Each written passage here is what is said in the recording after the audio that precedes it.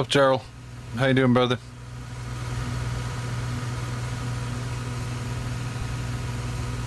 Just trying to get stream elements to work.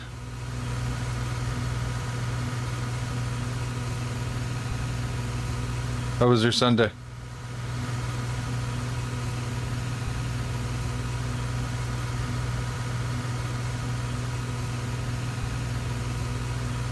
There we go. Stream elements finally woke up.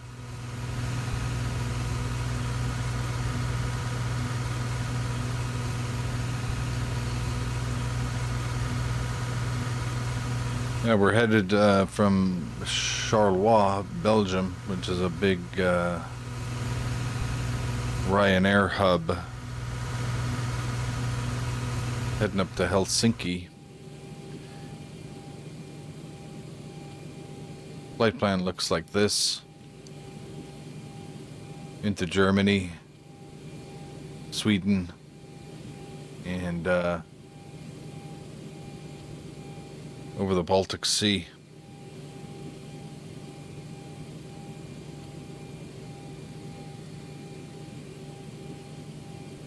Yeah, mine was pretty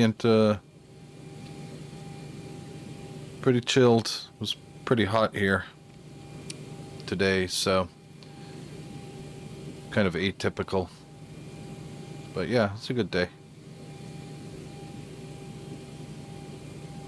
You're headed from Atlanta to KRSW. I used to remember what airport that is. That's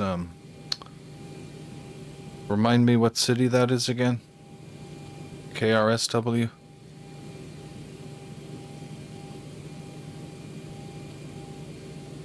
While I go through the overhead here. Goes to nav mode. And we'll get one pump going here. Ground power is good. Been selected, everything goes good. Standby powers on auto and protected.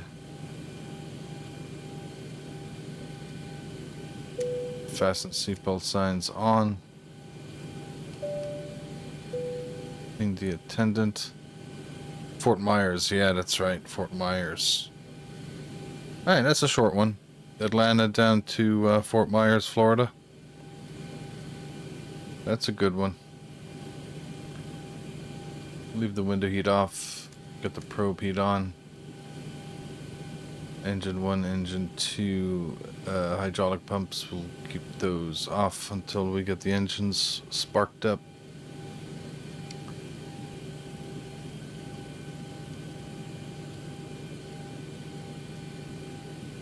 Get the trim air on.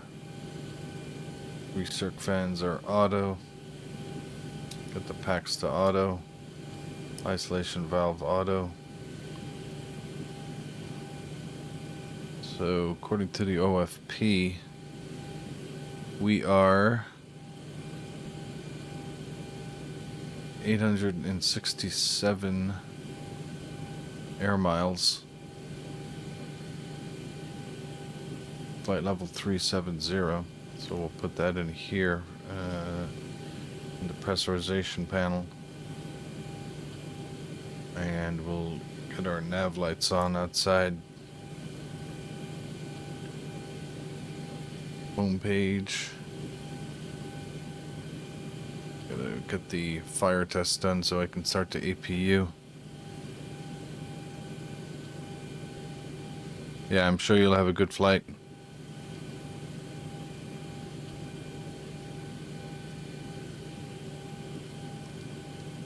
You know, just keep them short so you can probably get more flights in and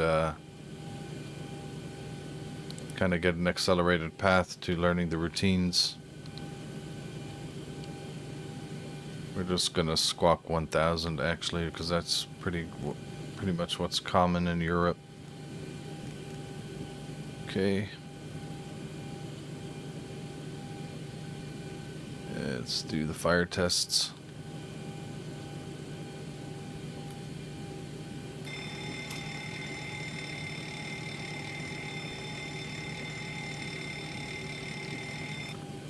Okay, it's a good test.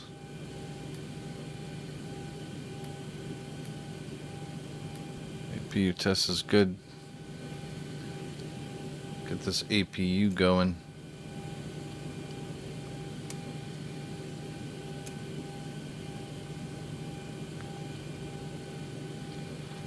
While that's firing up, let's get the AviTab charts.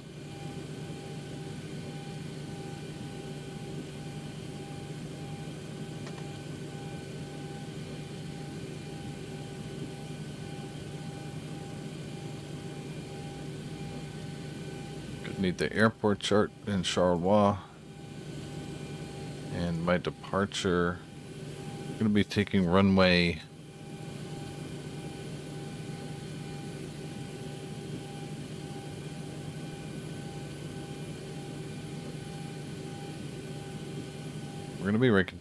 24, but we just see what the weather is here in Charleroi.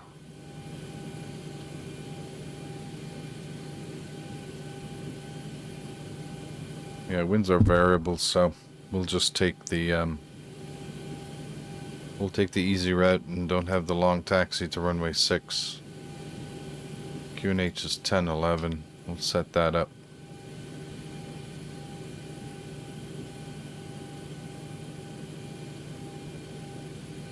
(10-11) is set.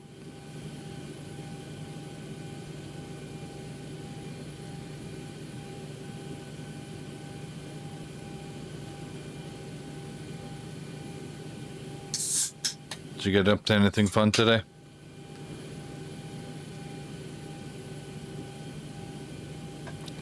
Working on the tillers.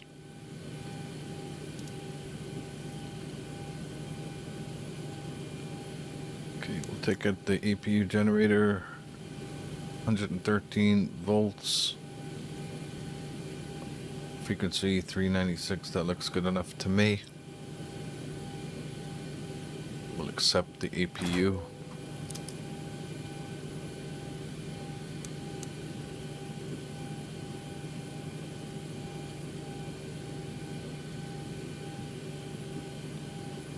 And ground power can go off, and we'll disconnect that at the exterior.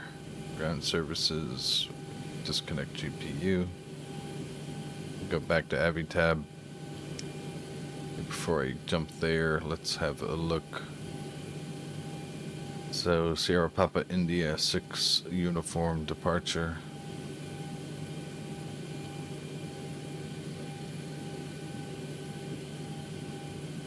That's cool. That's a cool little project you got. What's up, Vintage? Welcome. Hope you had a good Sunday.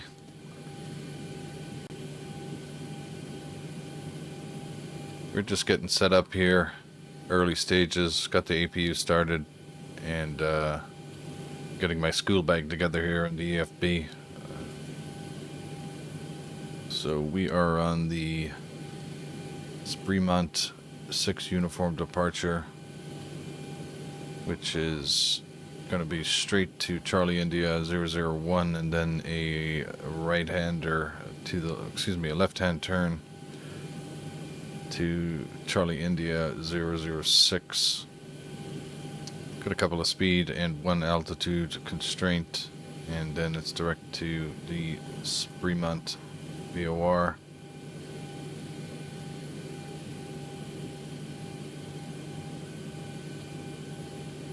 And Helsinki is on the 2-2s.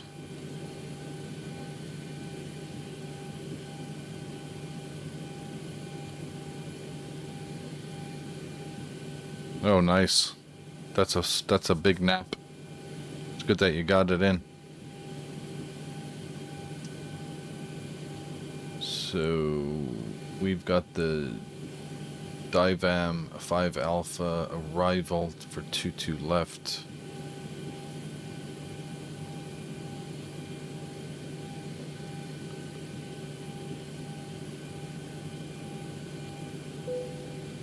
Here we go.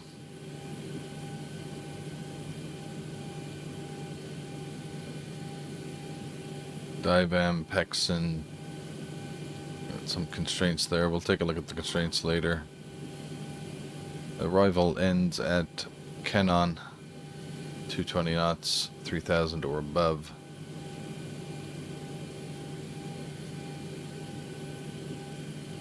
And the approach plate, ILS 22 left.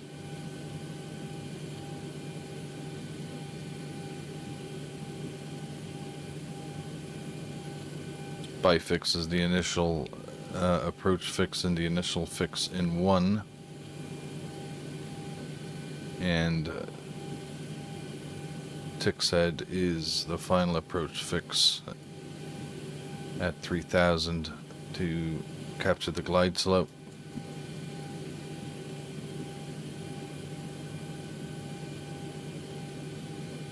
Touchdown zone elevation is 149, so we'll have to set the landing altitude to 150. At set. And get the APU started, accept the bleeds. Cabin temperatures are pretty good already, 20 degrees, because it's probably... It's 19 degrees outside, so it's pretty much cabin temperature regardless. Okay.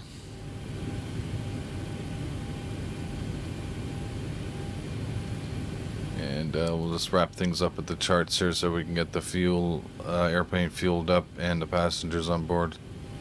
Takes a while to get the passengers on this plane, unfortunately. Airport chart.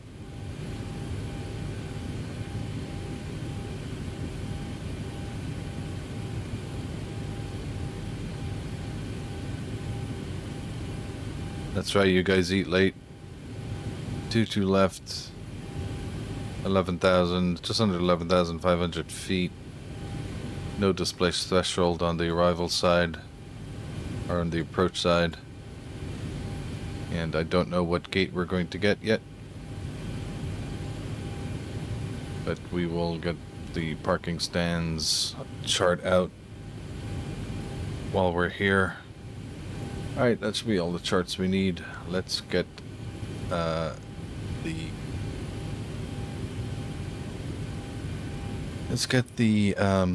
airside services sorted out. So load the OFP, 0 fuel weight, 56544 kilograms. That is correct, and fuel 8,283 kilograms. That is also accurate. So we will activate that, and that starts the process.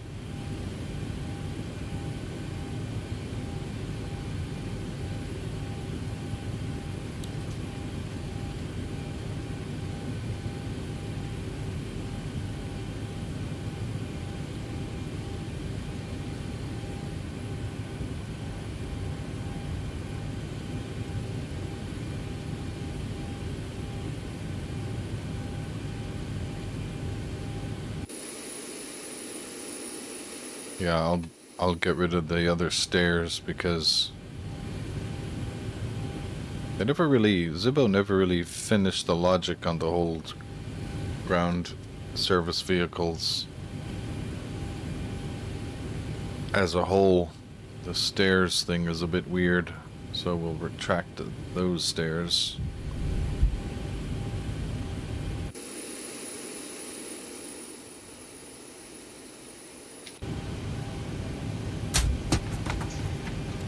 Flight deck hose is connected and starting refueling.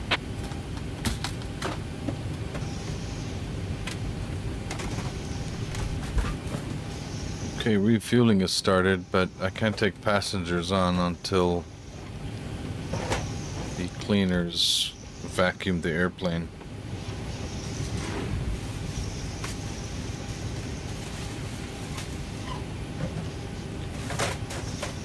Your next workday is on Tuesday, right?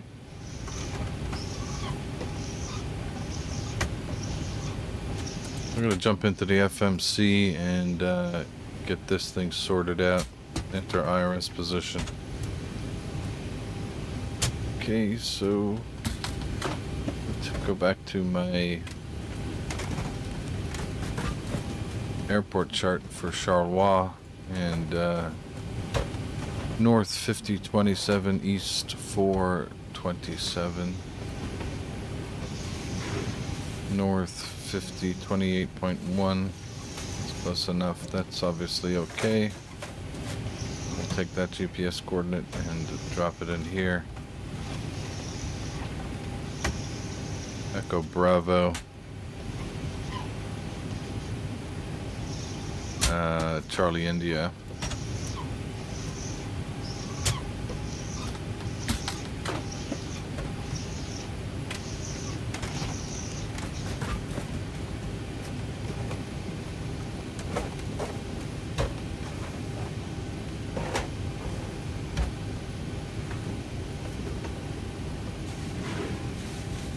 Okay.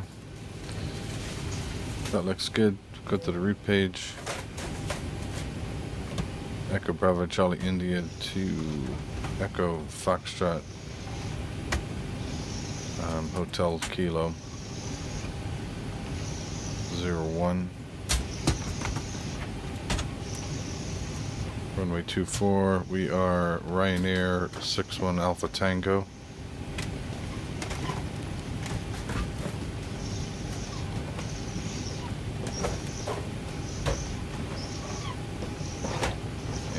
Activate that and execute.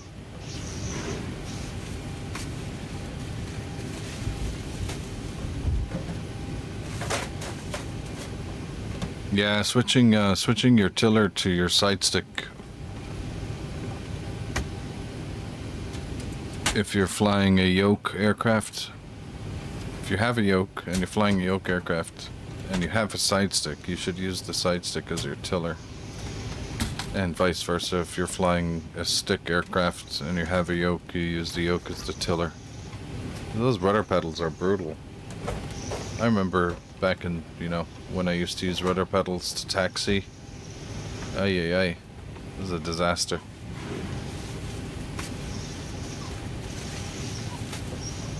Alright, so we gotta go to plan mode. Set up our departure. Runway 24.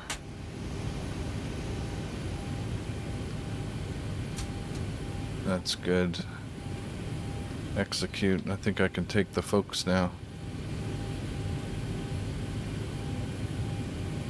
Fuel and balance, airside services. Set the chime to on. You got it. Passengers are now boarding. Aircraft is still fueling up. Getting there. Maybe another 1,000 kilograms to go.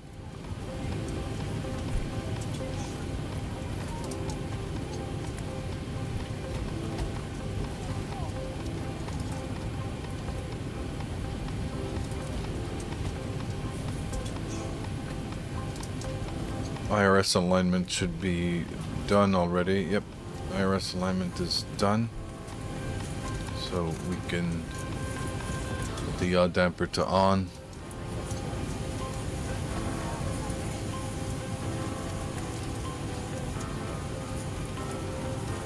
And finish up our routing here on the arrival into Helsinki.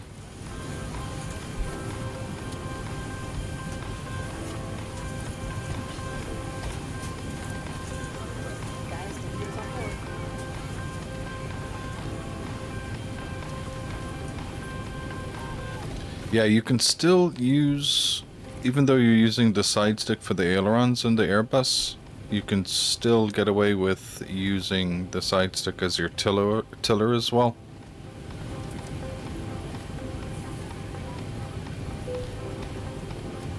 ILS runway 22 and execute that. And legs page, and we'll step through the points. Okay, this is where the constraints are going to be important.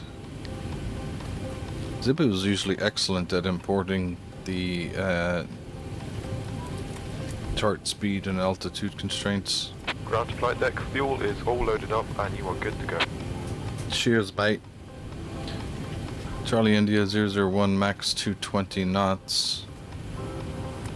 That's correct. And then Charlie India 006 220 knots and 6,500 or above is good. Initial climb clearance is 4,000. We'll set that.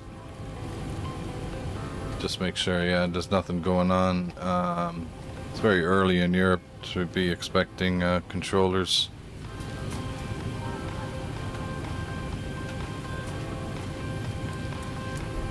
Get the Helsinki arrival chart ready. Step through the rest of the points. That's good.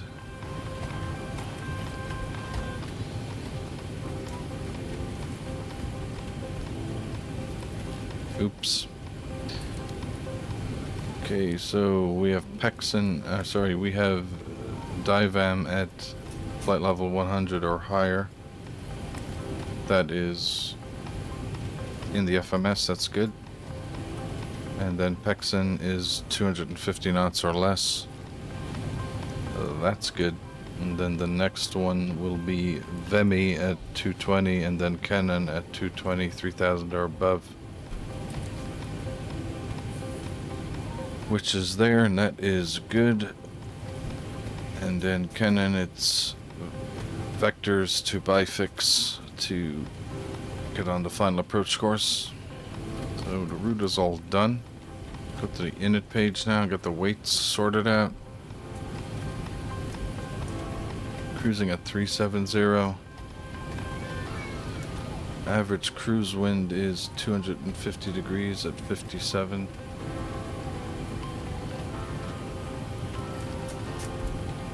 Top of climb outside air temperature is negative 54.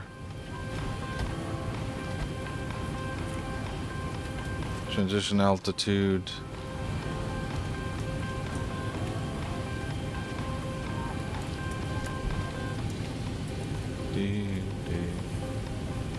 4,500, that's correct. Okay, it's already in there. Cost index is 6. Our reserves, finish and alternate is 2.2, we're gonna say, rounding it to the nearest.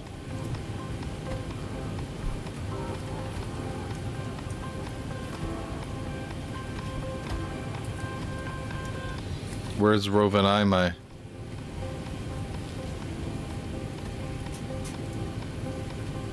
Zero fuel weight is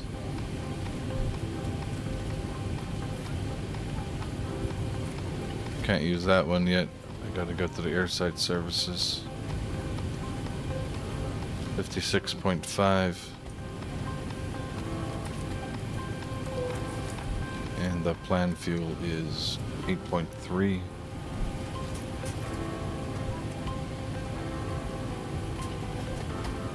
And that all looks good. Page 2.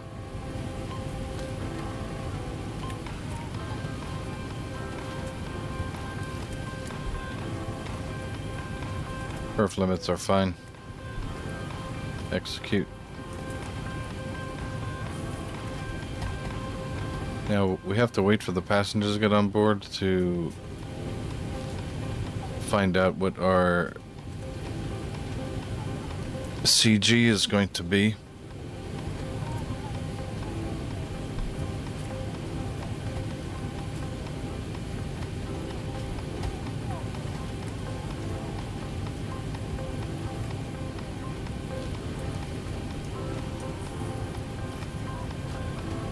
How are we doing with the passengers here? 60% boarded. About another 4 minutes, I think. Maybe 3. So we can get some of the performance done, but we won't be able to get all of it. I'm going to use SimBrief. SimBrief has a good performance calculator for the Zibo. So our takeoff weight is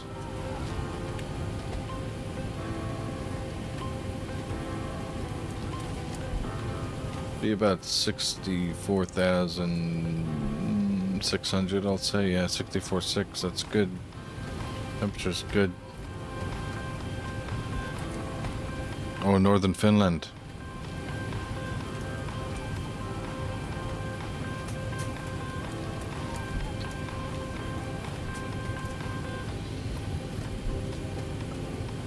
Okay, so SimBrief is saying flaps 5. Thrust is just a D-rate takeoff, and select temp 54 for V1 142, rotate 142, V2 149. Leads on. Stop margin is loads. Anti-ice off, okay.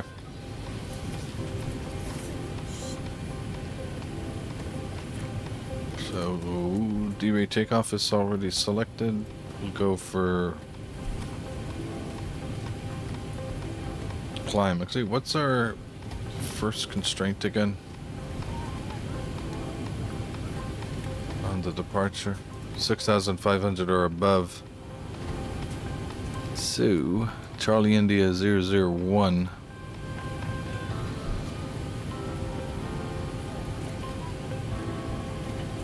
Doesn't give the distance from the end of the runway to it, but okay. You know, 5. Well, I mean, if this is to scale, I've got probably 15 miles to get up to 6,500. That is pretty steep. Minimum climb gradient of 4% until passing 3,000 to minimize the noise.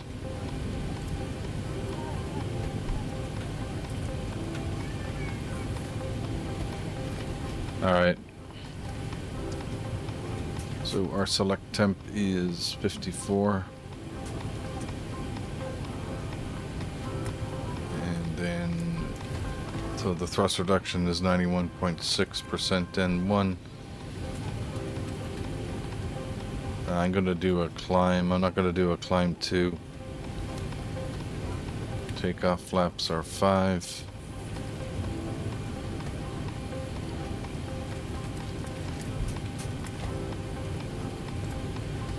E1 is 142, 142, and 149. Actually, before I do that, I have to put the winds in.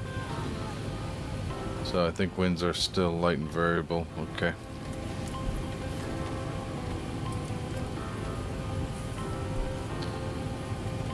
And acceleration at altitude is 1,000, and thrust reduction is 1,500. That's fine. Ladies and gentlemen, mobile phone and tablets have permitted to use for the whole duration of the flight. So now we can get the CG. Your device does not have airplane on flight mode. It needs to be switched off now and remain switched off for the whole duration of the flight. Thank you. Okay, takeoff CG is 20.6.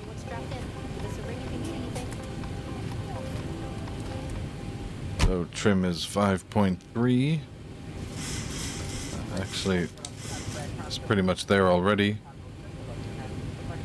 So 142, 142, and 149.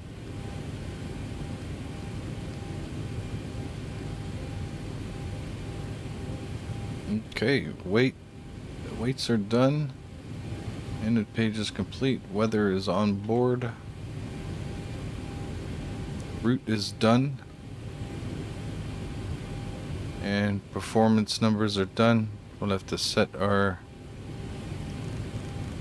target altitude on the FCP to 149 plus 10, so 159. Arm the flight director, arm the auto throttle. Flight director, initial altitude's 4,000. We can arm LNAV and oops, not the VRYR lock. Arm VNAV and LNAV. And Let's get this pushback going.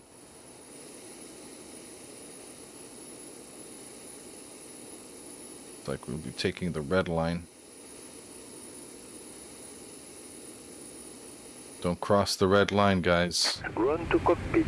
Plaza knowledge. Call me through the menu when you are ready. Ground to cockpit. Tow is driving up. Okay, we will go to ground services, remove the chocks, and set the park brake. Put the 122.8. Probably should have been there earlier.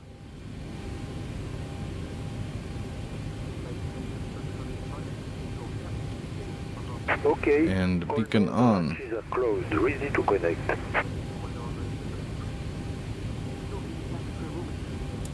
Or they call it anti-collision.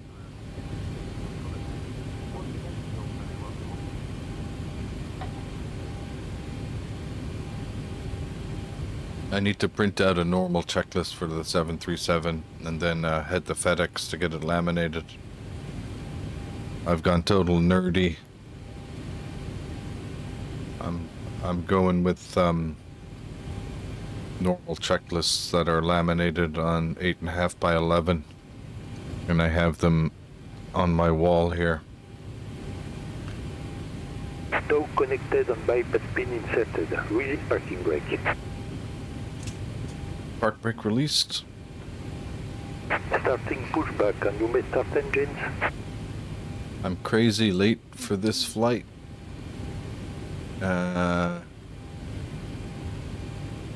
My scheduled block time was 5:30 Zulu and it's now 6:02 because I didn't set the times correctly for when the flight was actually really going to depart, but oh well.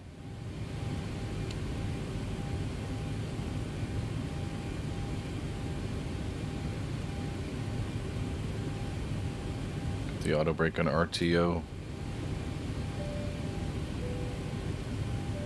And we'll get engine 2 started, so packs off. And engine 2 to ground.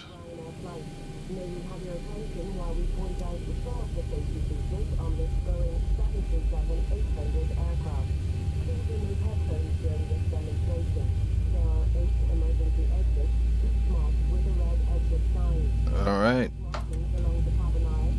Fuel flow, engine 2, please.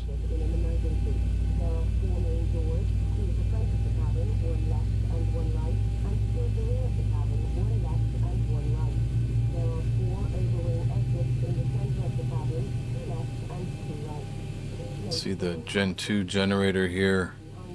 Alright, so Gen 2 generator is showing good characteristics. We'll go and accept that.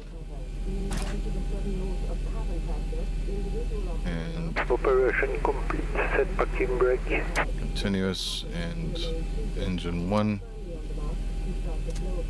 Brake set. Disconnecting tow. Standby.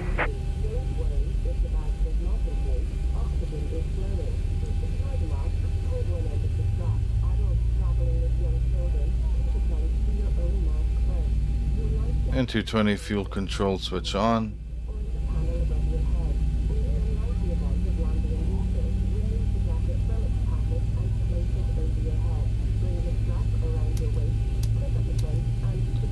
Don't think I need the center pumps. Actually got 5,000 kilograms. Put the center pumps on as well.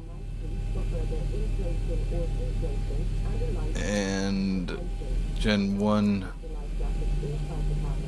power characteristics are good. We'll accept that. And APU off. Packs back to auto and APU bleed off.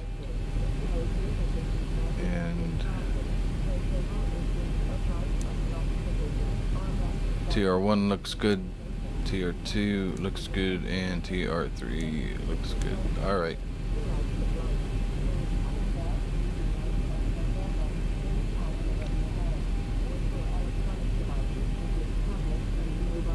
Tow is disconnected and bypass pin has been removed. Hand signal on the right. We'll see you next time on Have a safe flight.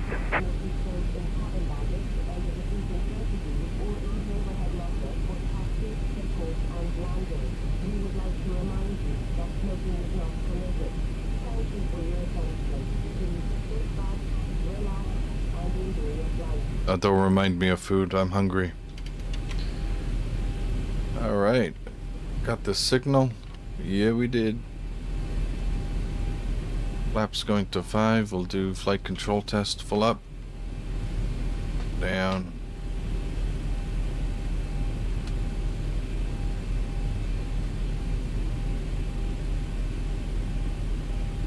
Okay, flight control test is good.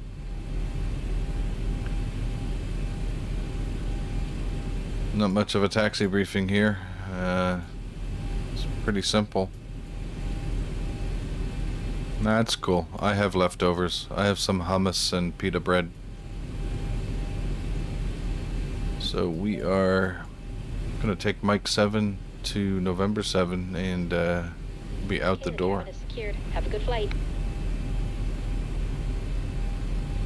So that's Mike 7. Park brake released. Taxi light on. Gonna put engine 1 continuous.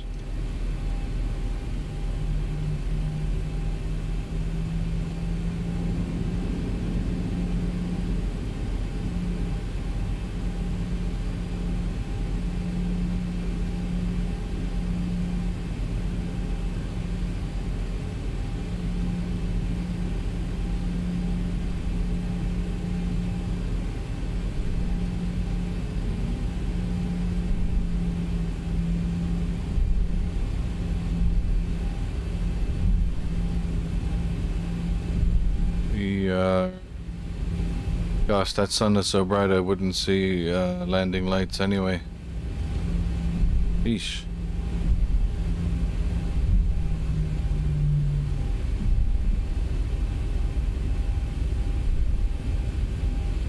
Alright, nothing on the TCAS.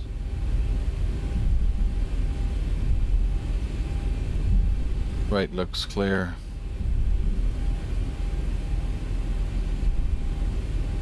The strobes going.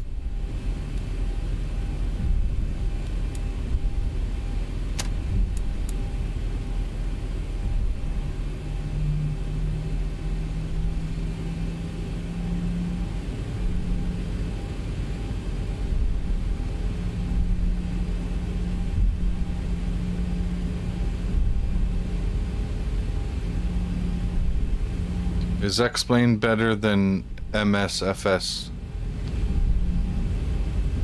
That is the question of the century. Honestly, I think X-Plane has some things better than MSFS, and MSFS has some things better than X-Plane.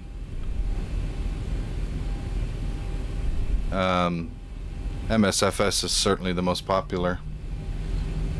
It's got so many users compared to X-Plane. Alright, we are stabilized. Toga. It's a bumpy old runway, huh? Look at this.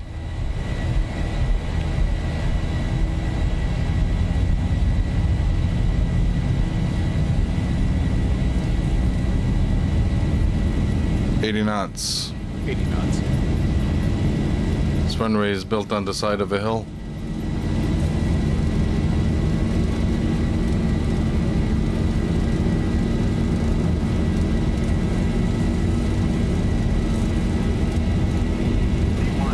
Rotate.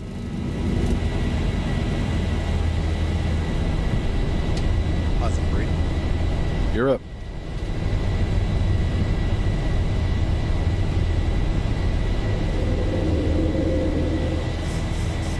Yeah, this Skyematics has done an unbelievable job with the 737 and X-Plane over many years. 1,000. 1,000.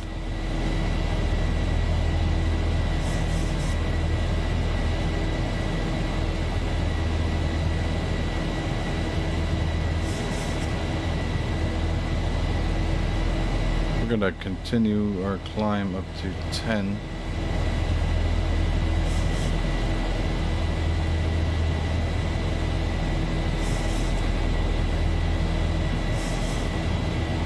Zibo has been working on the 737 and X-Plane, I think, since at least X-Plane 11, probably 10.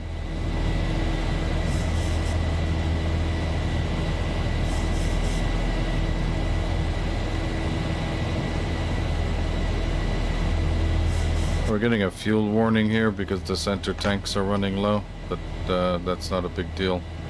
They were low to start with.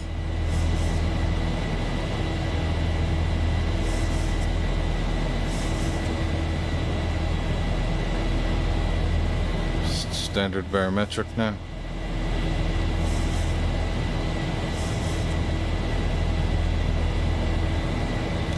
Welcome to the stream, Remo. Glad to have you on board. I can infer that you enjoy the Zibo 737. It is quite a pleasing aircraft to fly.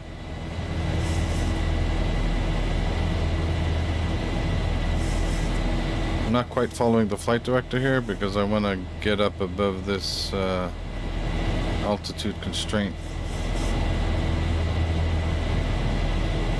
which I'm clear of now, so I can start getting the nose down again, build up some airspeed.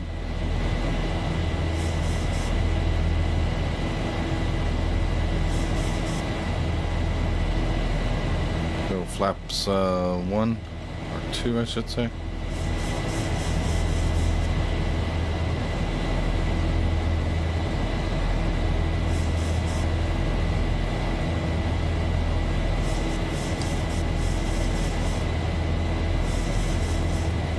Flaps up.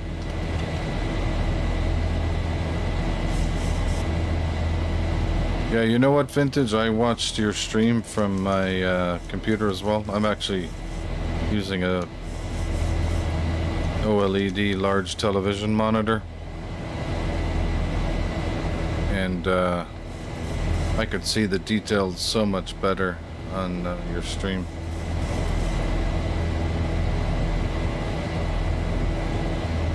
Don't want to break the speed limit here. How's it go? Alright, we'll keep climbing. TCAS looks good.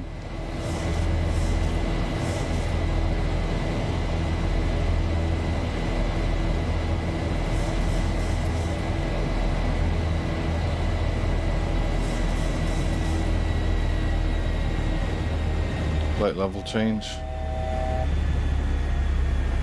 I gotta get past this altitude constraint. Come on. There, just past it. Let's go do a flight level change, and then we'll re-engage the VNAV later.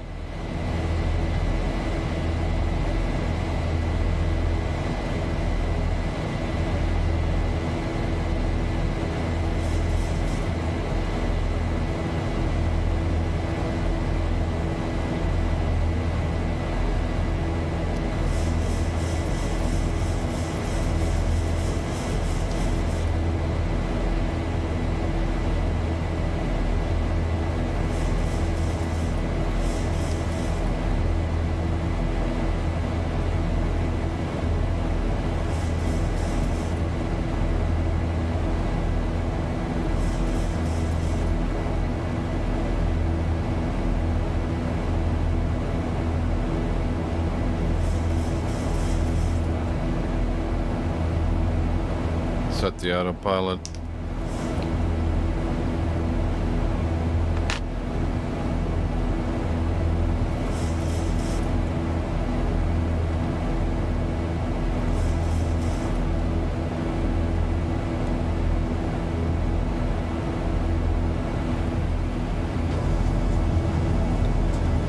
Bye bye, Charleroi.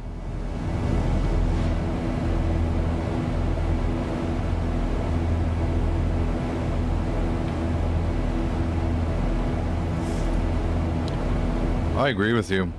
I think they should have text-to-speech.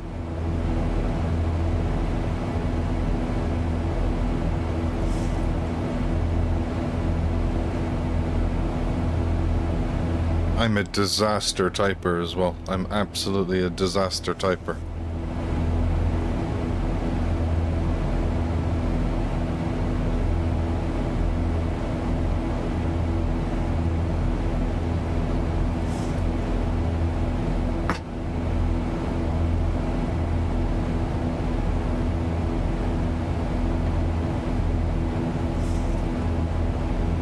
it's not taking any more fuel out of the center tank, so I guess I'll turn the pumps off.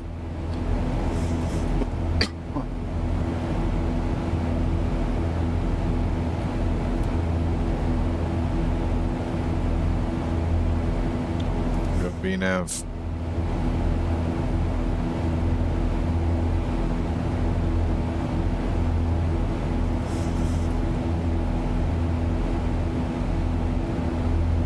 Oh yeah, it's really hard. Like you wanna respond to the chats as quickly as you can, you know, to keep the engagement going. But 1,000 to go. I'm just gonna go up to 370 here. There's no traffic in the area.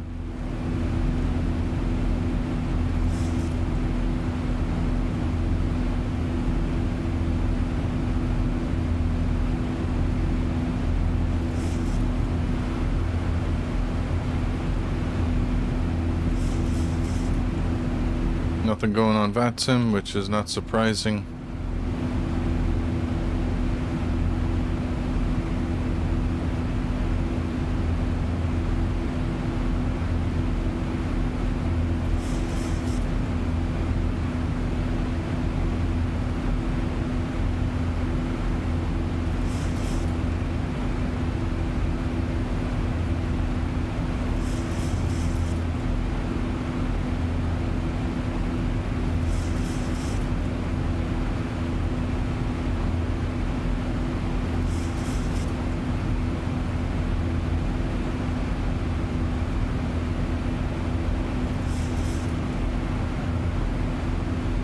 I gotta do some exterior views.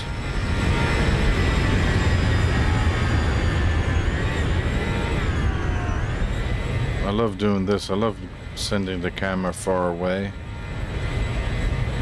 so the sound is not blowing people's ears out, and then zoom in, and then do pans. The pans are very slow and gradual.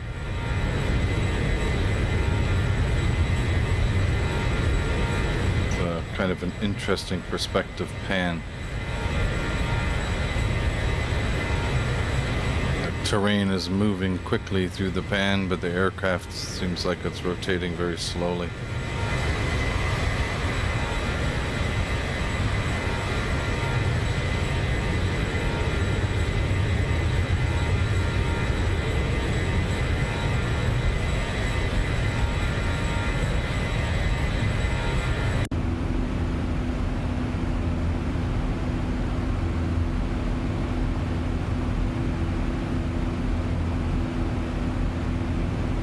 I'm surprised nobody has made, well, nobody has legitimately made a 737 MAX for X-Plane. I know there was one that was done and there was a huge amount of controversy about it and about stolen intellectual property and whatnot, but I don't know. I don't think, can you get a 737 MAX for X-Plane? I sure as hell haven't seen one.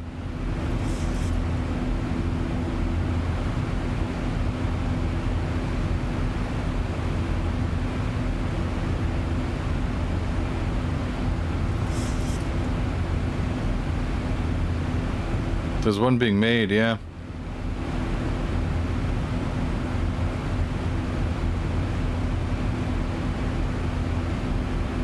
I think Flight Factor should just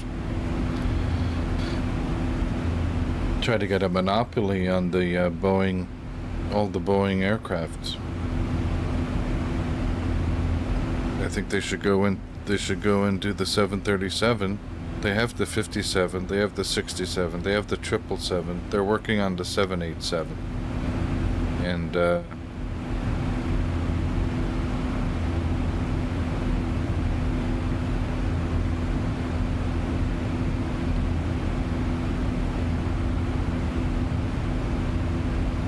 I know. I think it would be I think it'd be pretty cool if they did that.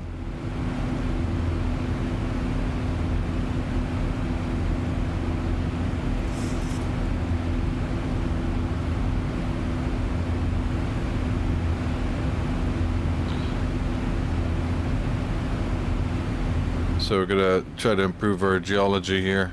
Our geology. My god. That's Liège down there. That is a cool town.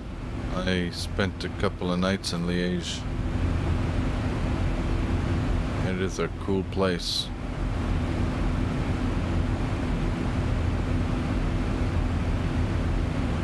That's just pure coincidence. As we approach the German border. Looks like our route is taking us over Cologne.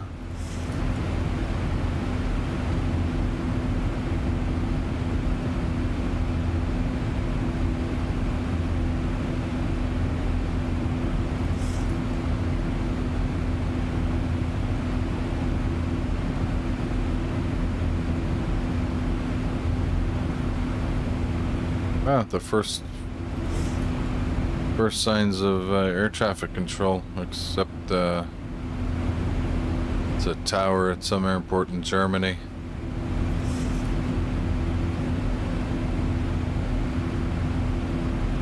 Nuremberg.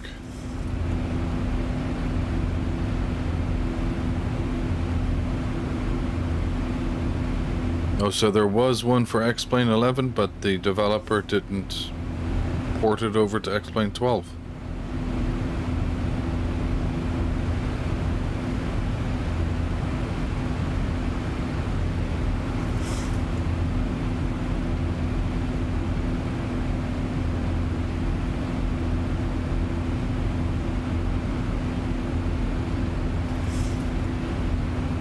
I gotta do some housekeeping in the cockpit.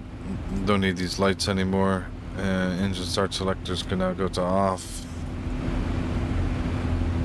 And everything else looks fine.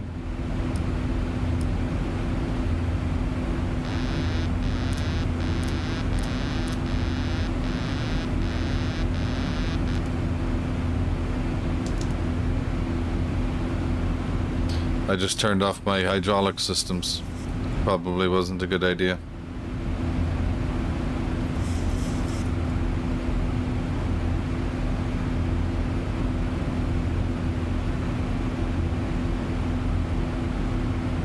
Who was the developer of that?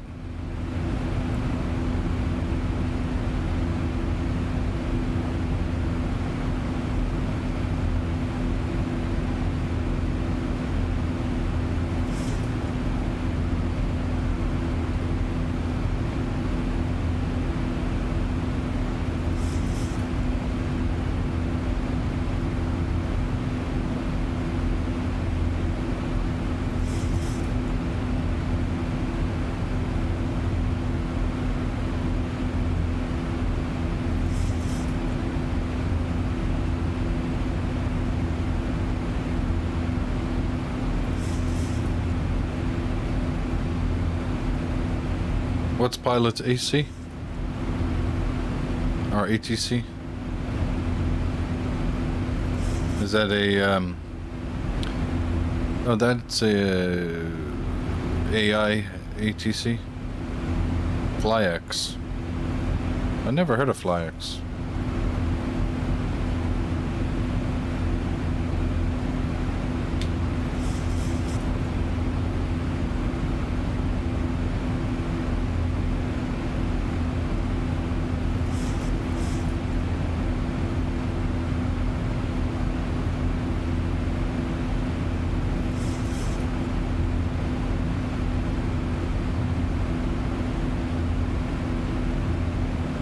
Yeah, there you go. FlyX simulations.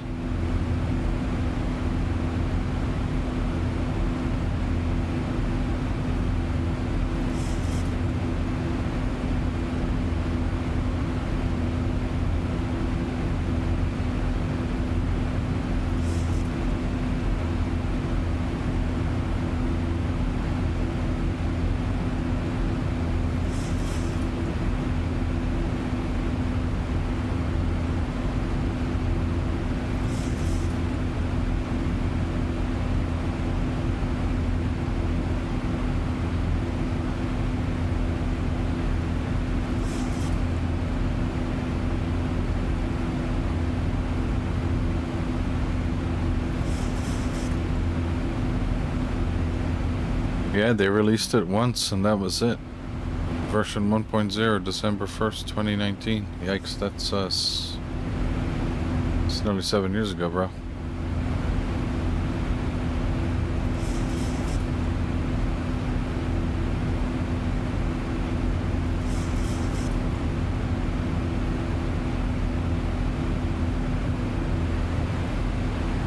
So we're actually passing, it looks like we're going closer to Dusseldorf than Cologne. About 1,000 to go. 1,000 to go.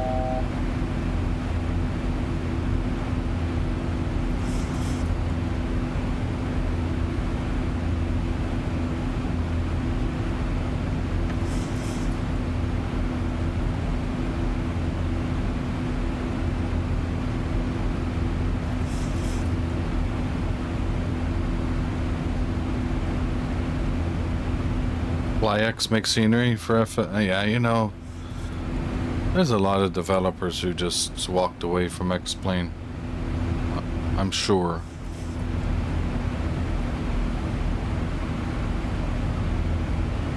The money over in Microsoft is just, you know, who wouldn't pass it up? I think AnyBuilds was the classic example, or the archetypal example of somebody who came into X-Plane, did one airplane, this A300, which was absolutely amazing when it came out. I bought it. I bought it about a month after it came out because the reviews were just, I don't think there was any bad reviews. And it looked amazing. It looked like, I was like, okay, this is a pretty cool plane. Lots of analog instruments, a couple of digital screens. But, yeah, AnyBuilds came in. Excuse me while I'm yawning and speaking. AnyBuilds came in, did their first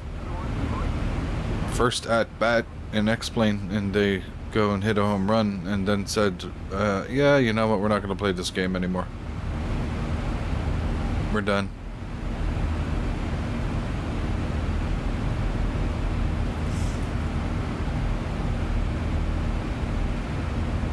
Yeah, it's kind of broken now. I mean, you can still fly it, but the flight model is a bit insane sometimes, and sometimes just to get the aircraft rolling, you gotta put like 70% N1 on. So just kind of quirky stuff like that. But I mean, it's still flyable. I've done one or two streams on it, but it's a bit nuts.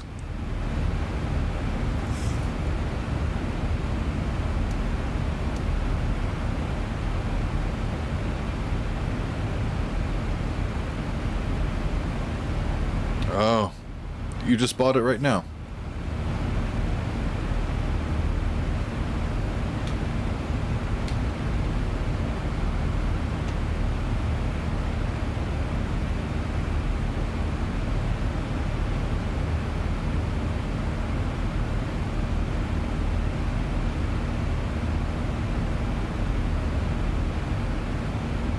Oh, it's by Sim Heaven. Oh, okay, yeah.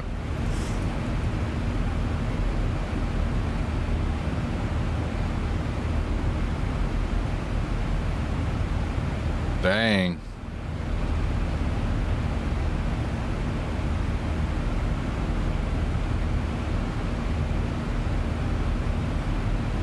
I had to stop buying things late at night for X-Plane because I'd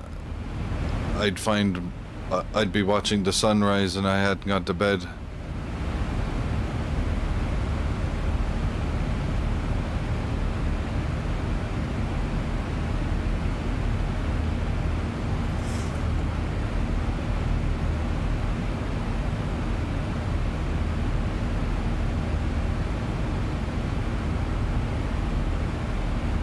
Is that the test area? Got 15 tiles in Europe, capturing Actually, coincidentally, where we just flew out of, mostly Brussels, Luxembourg, over to Frankfurt, Cologne, Dusseldorf, Dortmund, Rotterdam, Antwerp. Yeah, let me know how it is, because, you know, I just have a feeling, you know, in 5 years' time, the native scenery is going to be, you know, really excellent.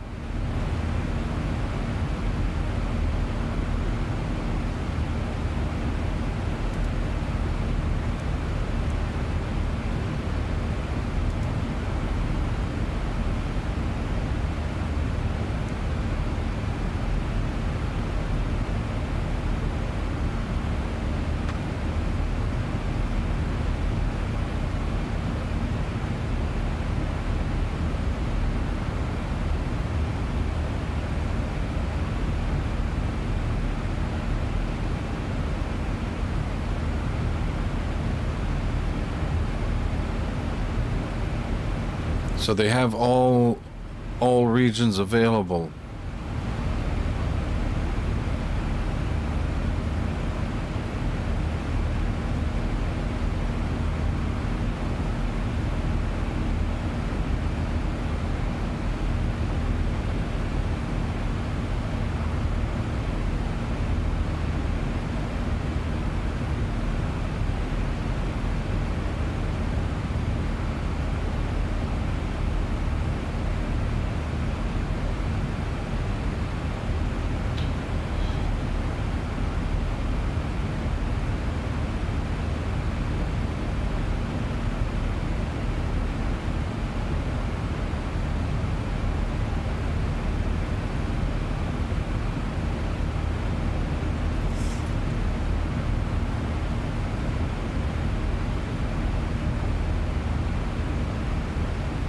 That's crazy.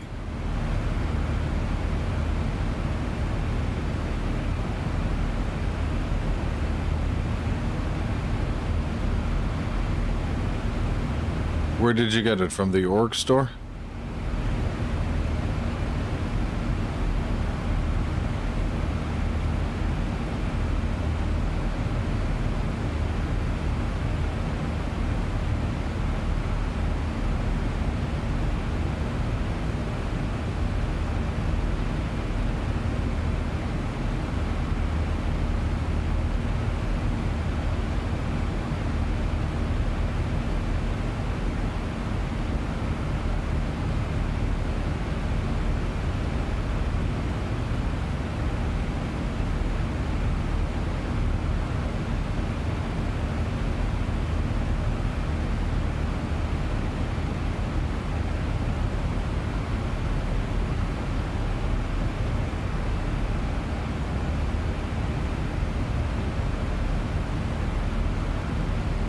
So this is so X-World Pro is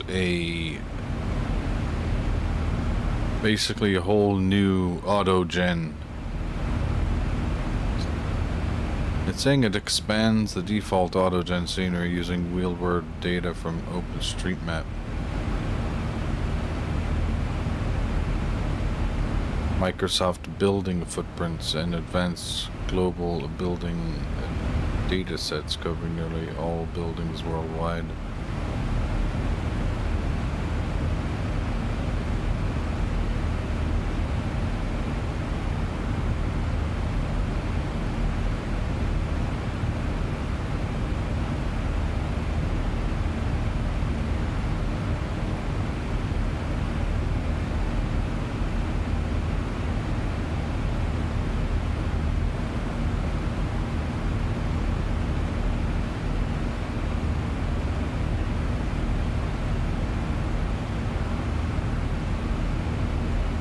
Yeah, World Bundle, $35.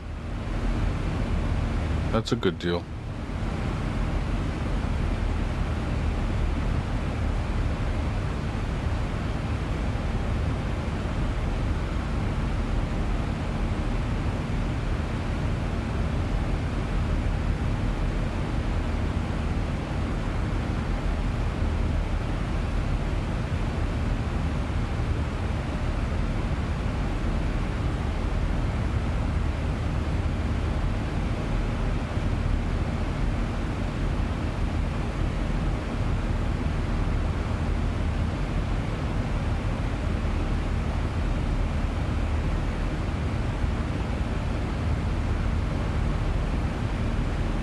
Let's see, what does it say about requirement? 8 gigabyte VRYR minimum.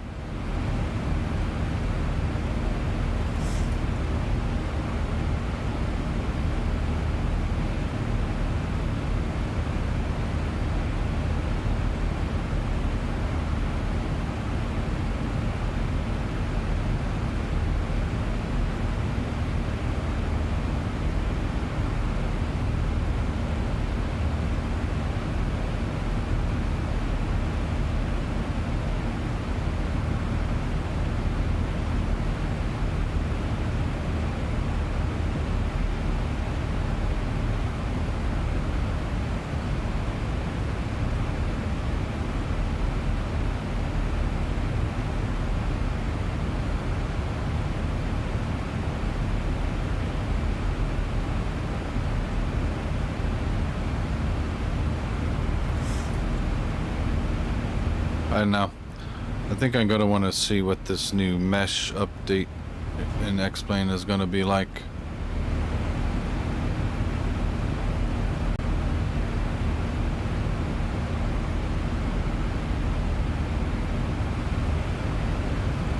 Of which we don't know when that is going to be. Don't know when that version release is gonna come out. They said before the end of this year, so probably just before Christmas. Austin probably told the team, you got to get this thing out before Christmas, before the Christmas holidays.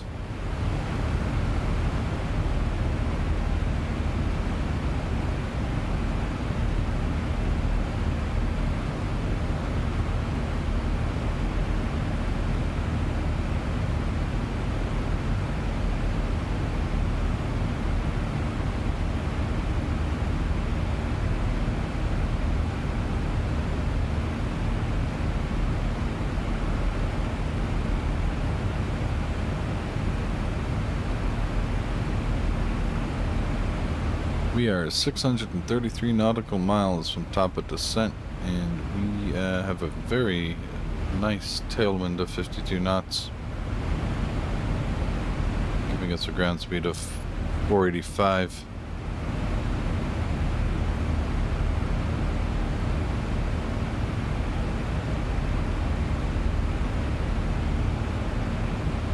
I need to add a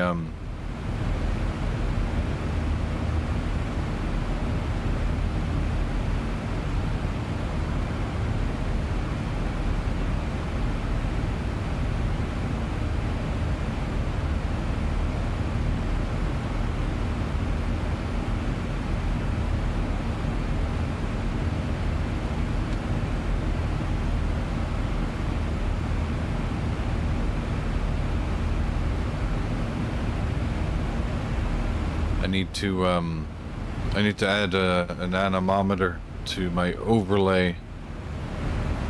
I've been meaning to do that for a while, but I've just been lazy.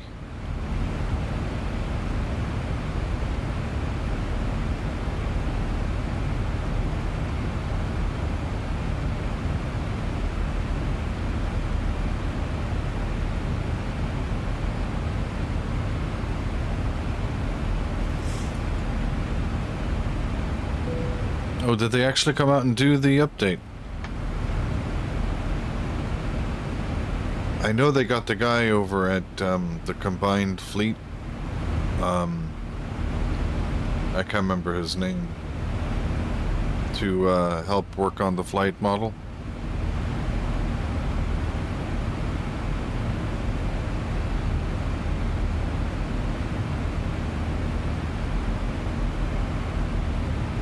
I'm gonna check the Discord now.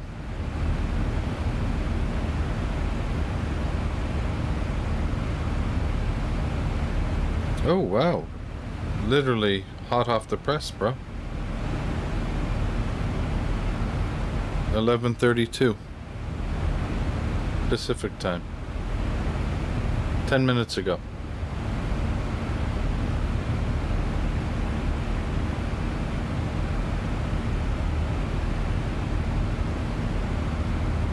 Kind of ironic that I jumped into Zibo to do this flight. And then Level Up drops the, what they're calling a doozy of an update.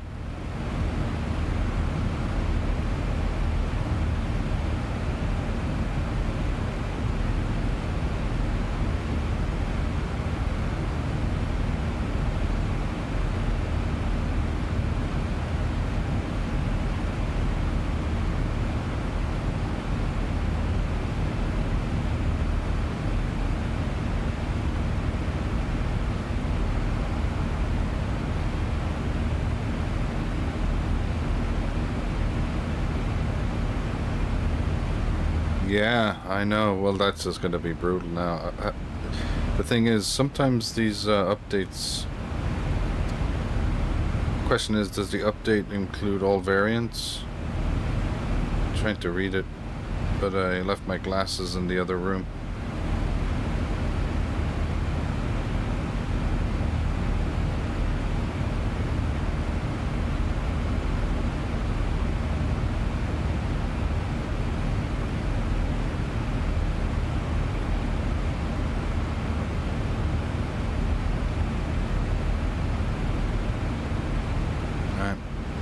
Well, I might as well download that now then.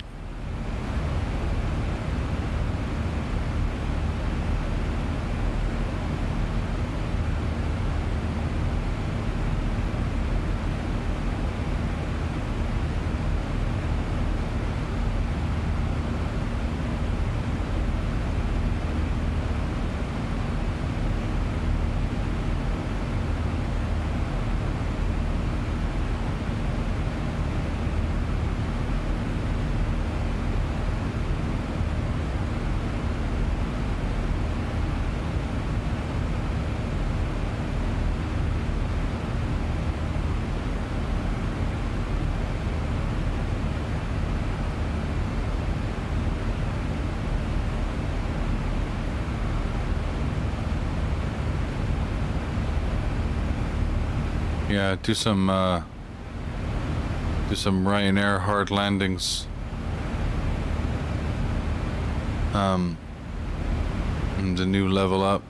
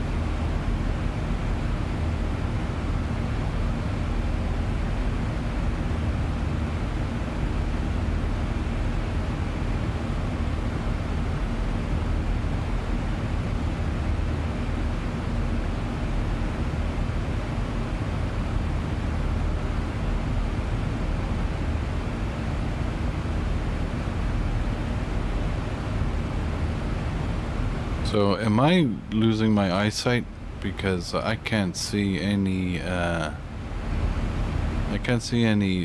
download link? There's nothing in downloads.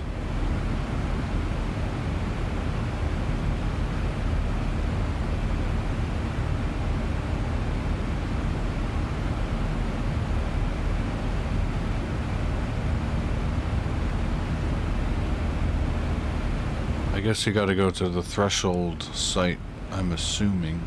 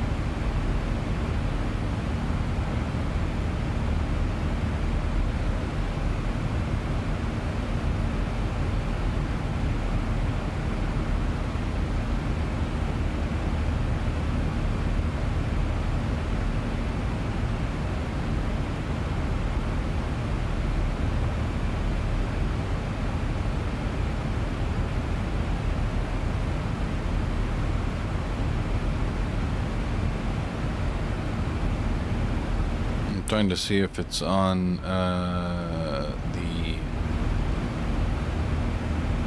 threshold.net download section.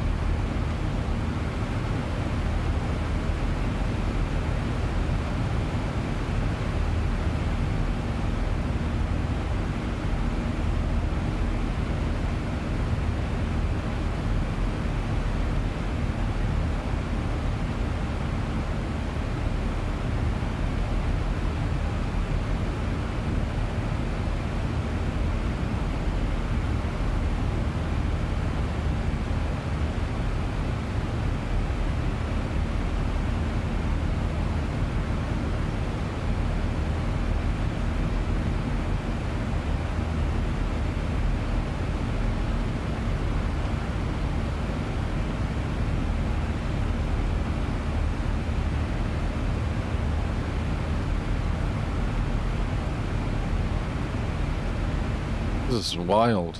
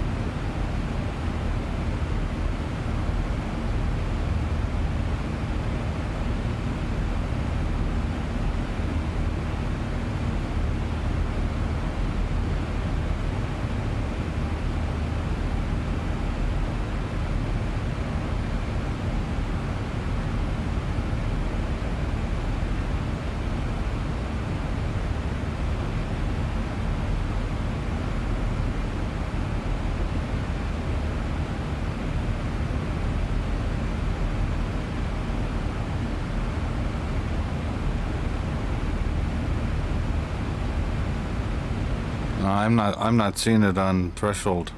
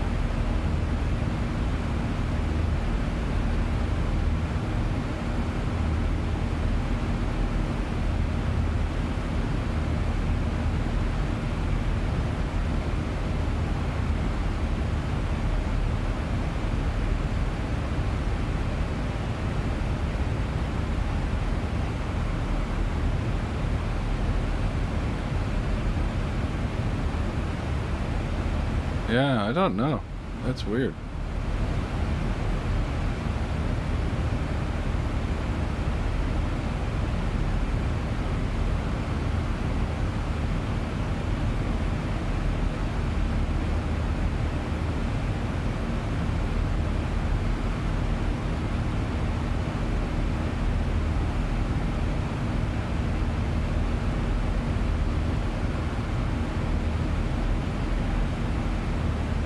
Oh, it's here. Yeah, it's there. Updated 22 minutes ago.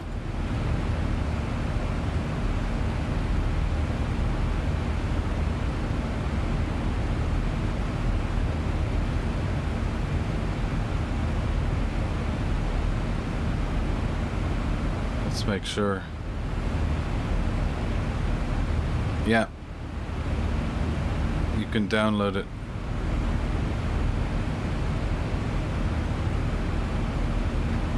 I'll put the link in the chat. It should take you right there. It's not very well advertised.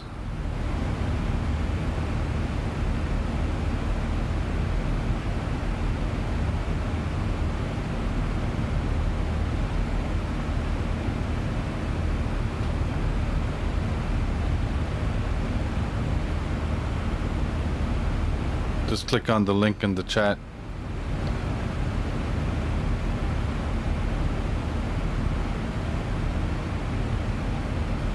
And then scroll down a little bit. You'll see file information. You'll see it was published 31 minutes ago and updated 23 minutes ago. That's the file. When you download it, you'll see it's the V2-S the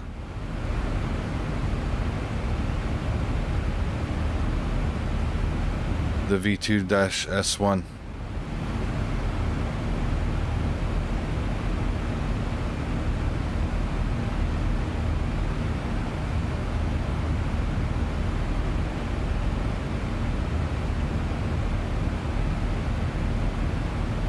Okay, let's unzip this.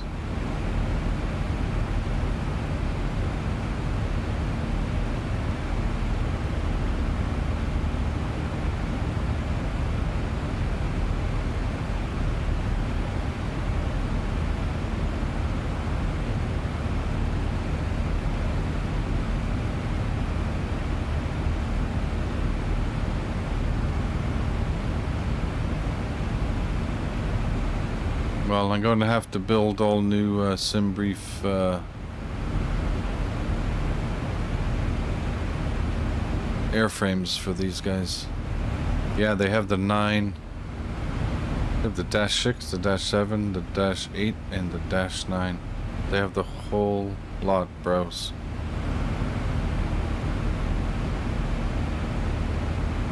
They've got a big README file as well, updated 2nd of August.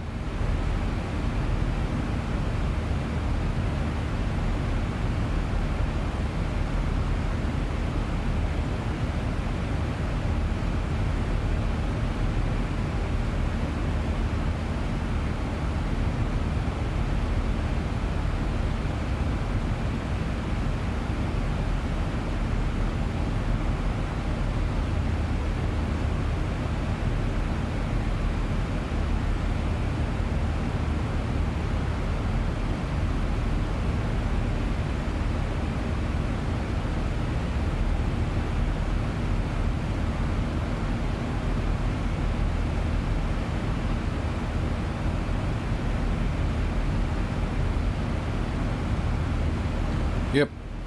Tomorrow is finished. I know what I'm doing tomorrow.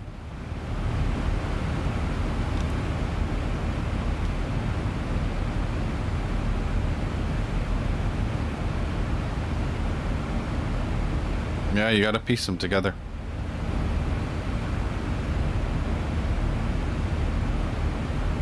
Alright, I'm gonna have to go into...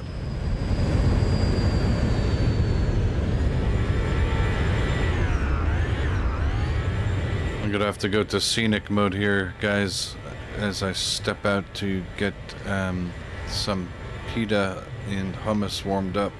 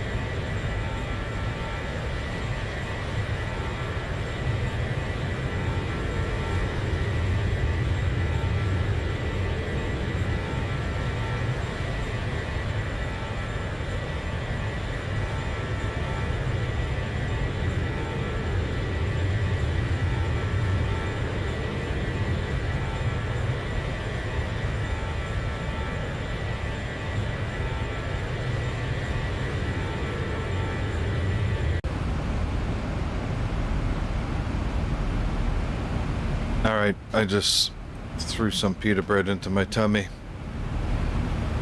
Fight off the hunger pangs. And they just disconnected me for some reason.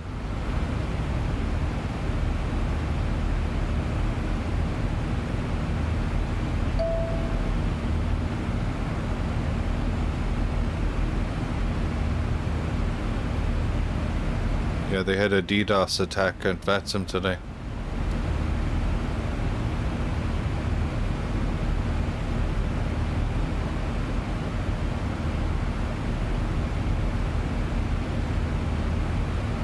Alright, 420 miles to go. Where are we?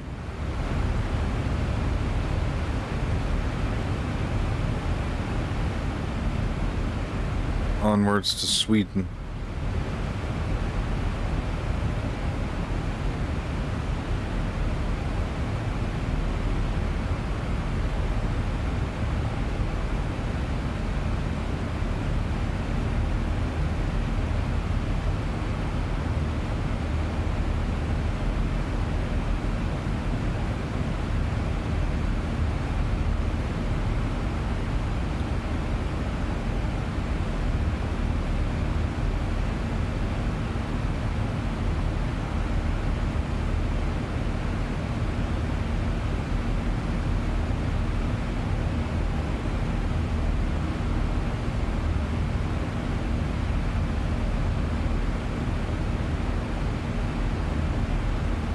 Yeah, it takes a while because I'm only polling VATSIM at I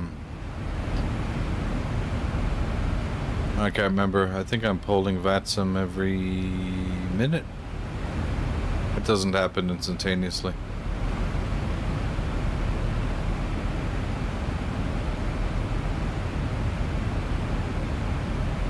I don't like polling websites.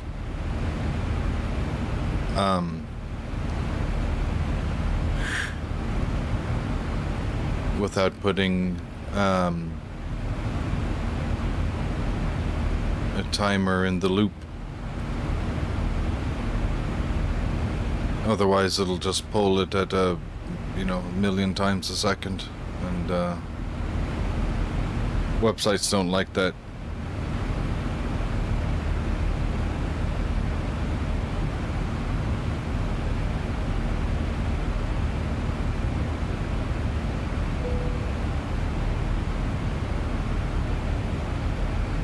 So you gotta do a stream vintage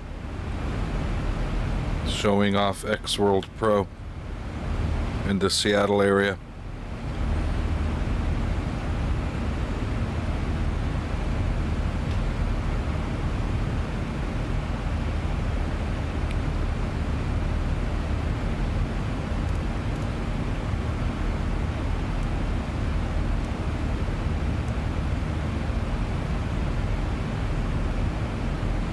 See what the weather's looking like in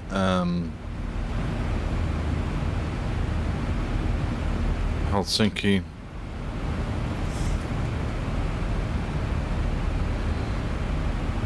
Meter report time 6:50 Zulu. So that is pretty darn new. Winds 210 at 12.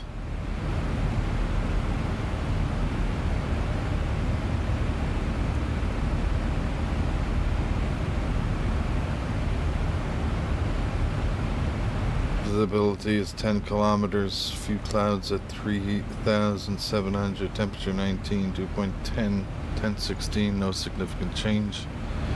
Alright, so runway 22 left is still the sensible approach.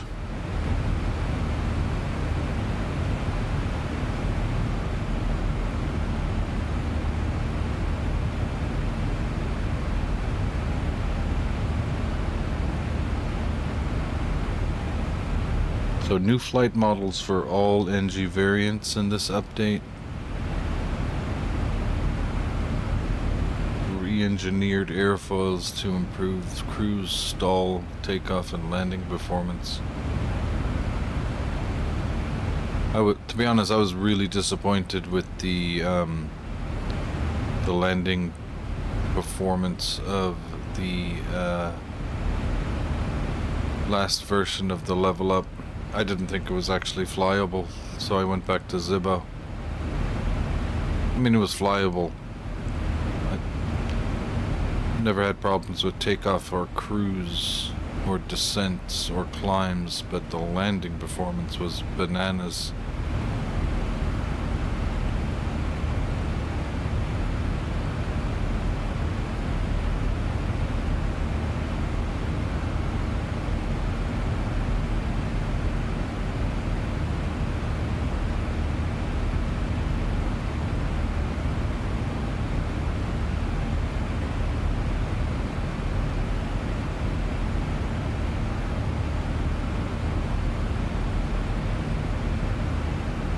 Yeah, I remember when they, I remember when Level Up did the first 737 back in X-Plane 11, and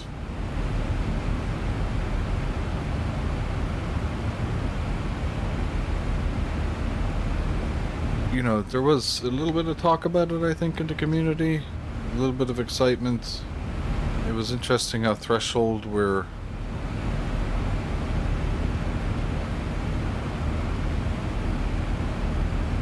I don't know if they were helping financing it to a certain degree. I'm not sure. I know Threshold are obviously, Threshold and Level Up are closely related in some way.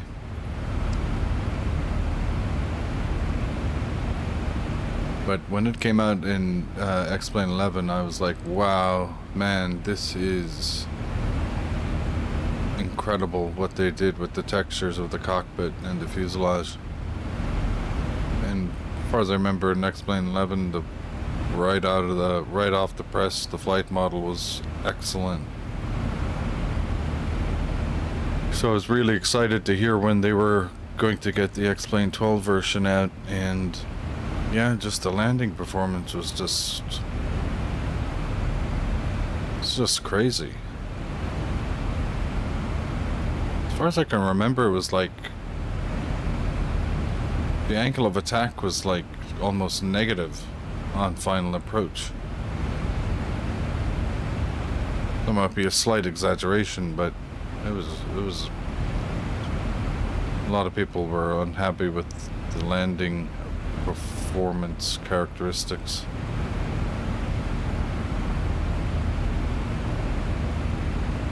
So, sounds like they've sorted that out with this new version.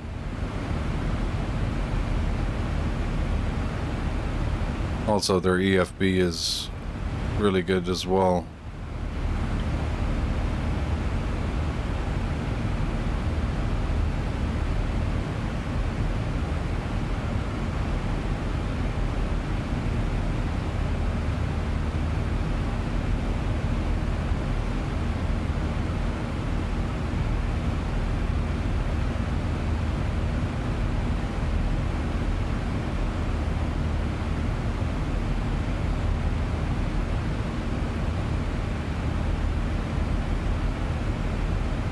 Yeah, those wings on the Caravelle are incredible. They're just like,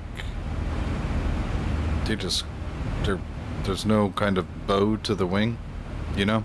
Like modern winged aircraft have, the wingtip is higher than the stem of the wing. And the Caravelle is just like, it's just like straight out. It looks nuts.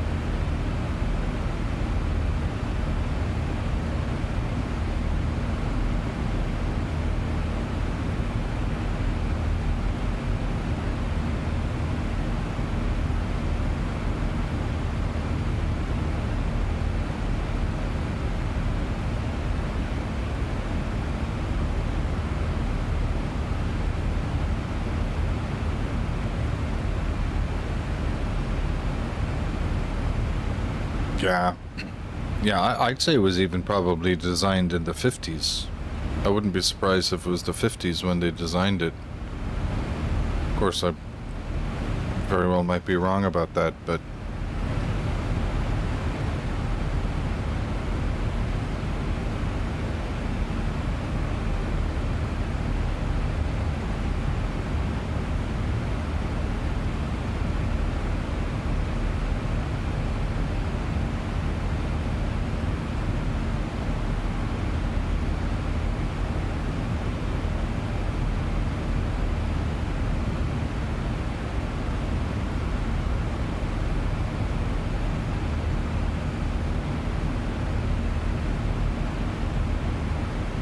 I'm excited to hear how X-World Pro is gonna look.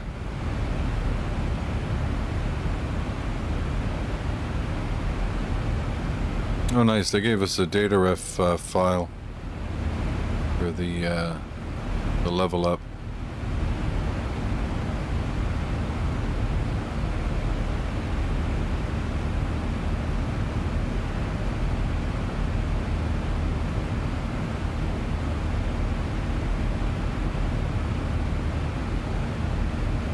Dude, people are going to be streaming the level up tomorrow like crazy.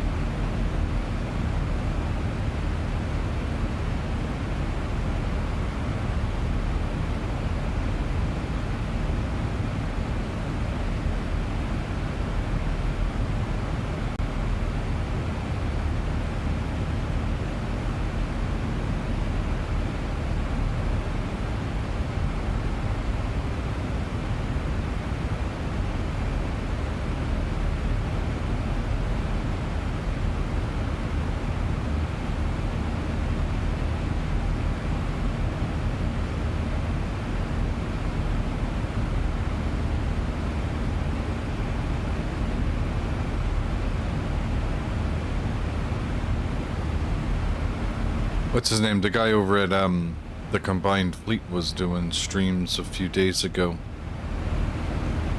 on I believe one of the variants, since he was involved in, they brought him on to work on flight model tweaks. He had actually created a new .acf file for the level up, which I didn't download, but claimed to fix or at least improve the landing performance flight characteristics. So I'd imagine he's going to be on the stream over the next few days doing level up streaming.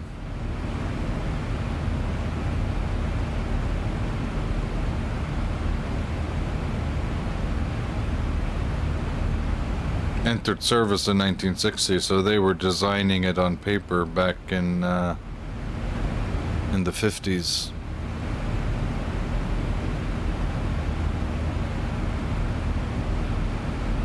Yeah, no computers, just a giant room of draftsmen and engineers.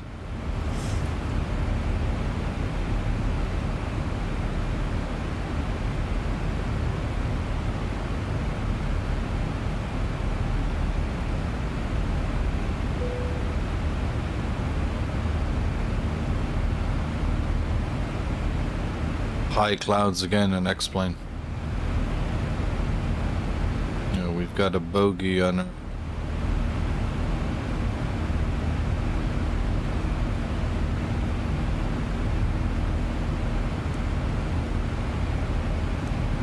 He's 80 miles to the southeast.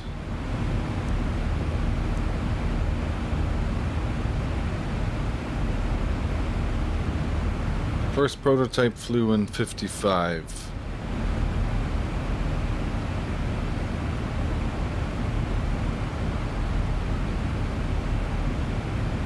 I trust you've seen some of the YouTube videos of the Caravelle 3.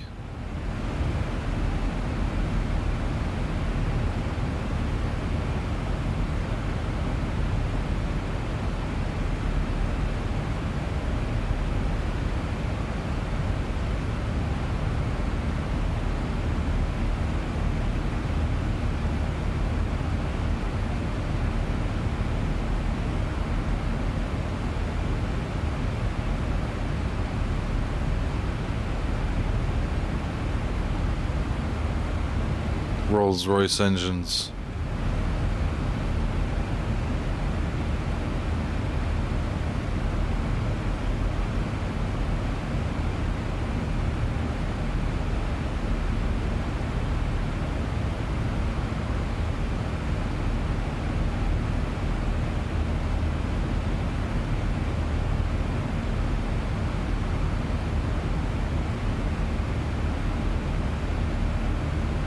Yeah.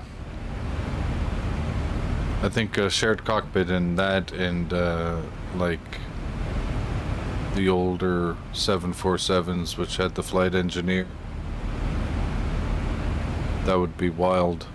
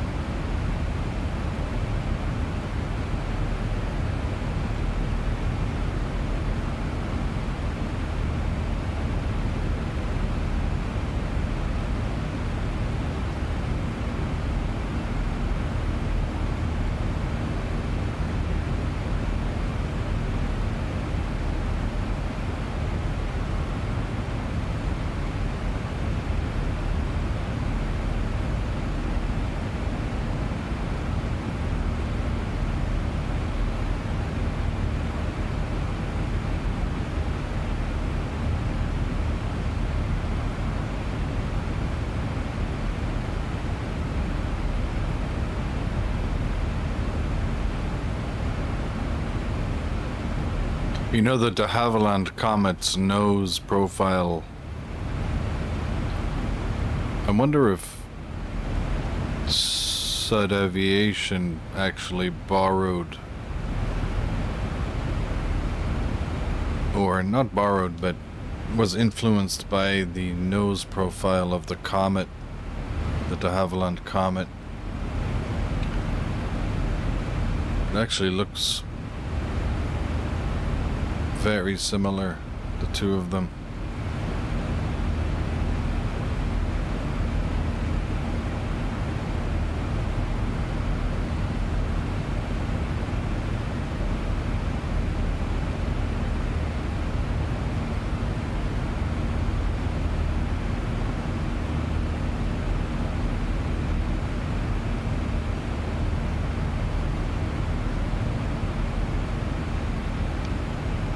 I don't know if they updated the 340, unless they did and didn't post it to,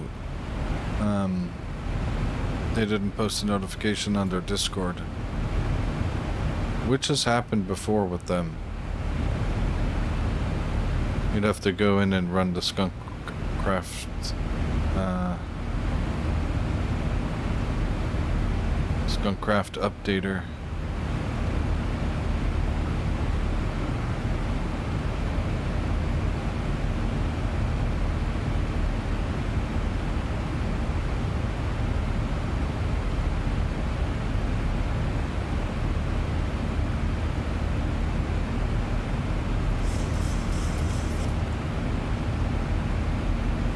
Actually, they've updated the 319.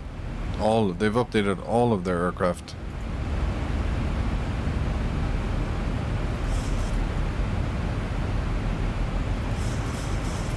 Not a single announcement on their Discord.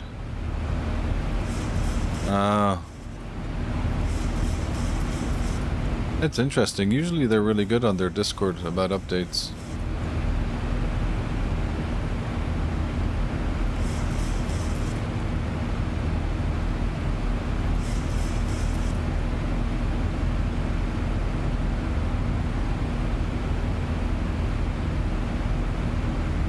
Yeah, I see it in Skunkcraft updaters now. There's a whole load of them updated. All of them. All of their aircraft have been updated.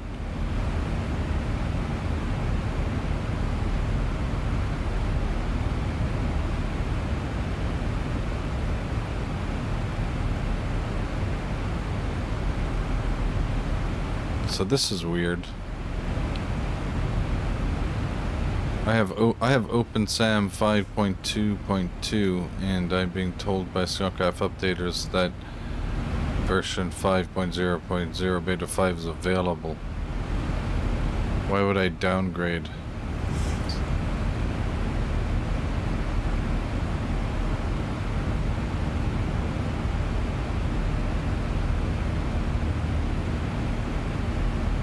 Gotta go to their website.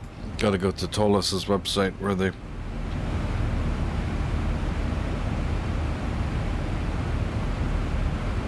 post their change logs.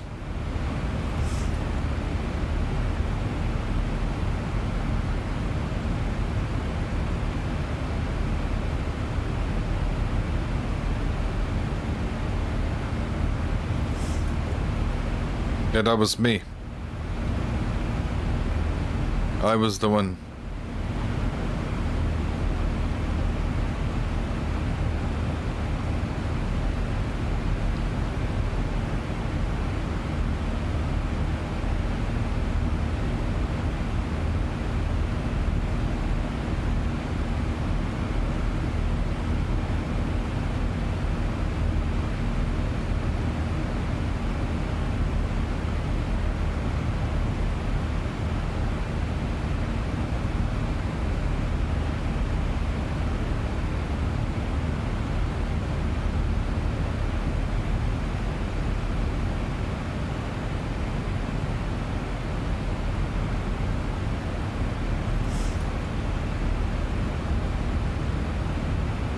Yeah, after we were looking at the 787 online, the nose of the 787, I did a Google search. to see if the designers at Boeing of the Dreamliner had been found motivation from the Caravels design. And while doing that search on Google, I discovered some articles that actually Sud Aviation had actually borrowed or had been influenced by the de Havilland Comet's nose. So then I took a look at that and I was like, yeah, I can kind of see where it's coming from there.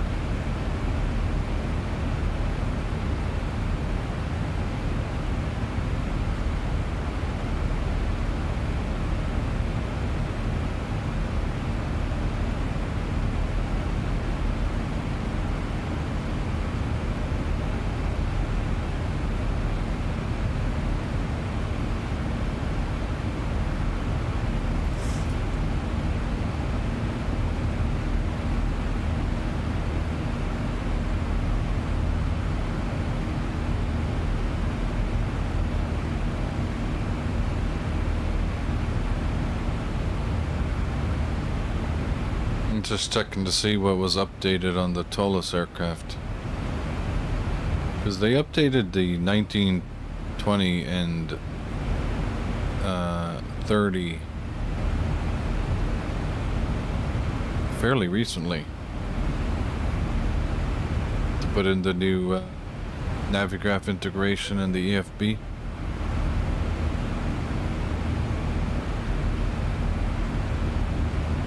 You're 64 miles from Fort Myers, Gerald. Gerald, you'll be, you're obviously descending already. Presumably.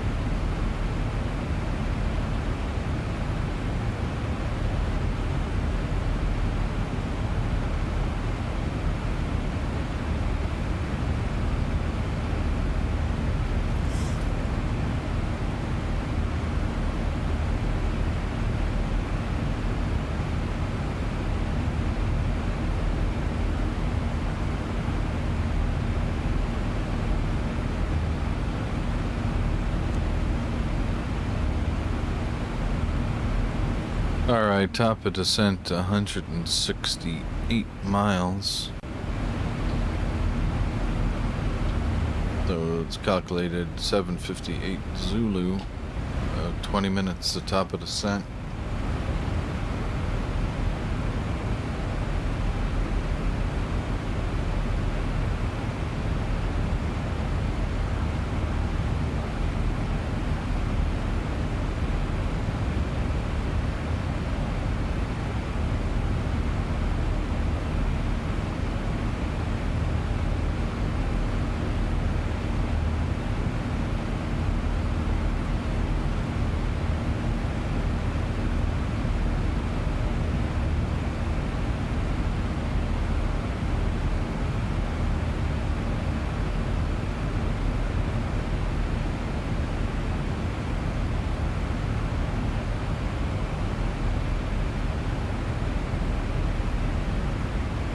To be honest with you, even though the Caravelle nose profile and the Dreamliner profile share a lot of characteristics, I still think the Caravelle nose profile is cooler than the Dreamliner one.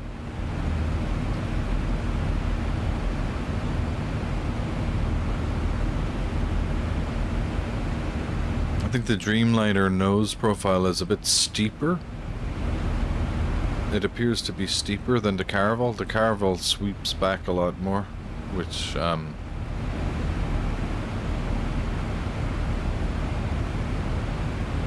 almost has a kind of an Art Deco kind of look to it.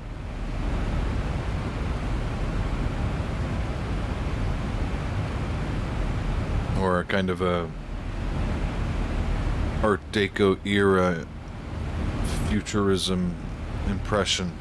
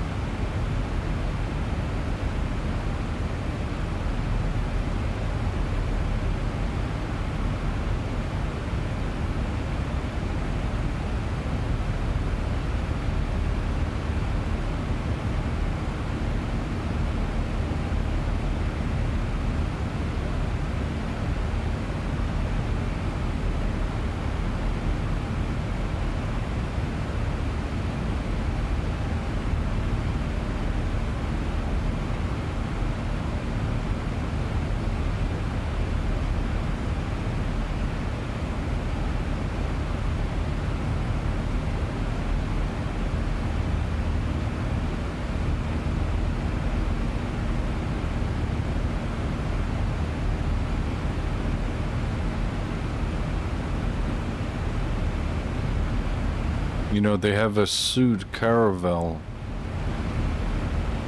in Pima Air and Space Museum in Tucson, Arizona. Could be a bit of a road trip there for you, Vintage. Along with a lot of others.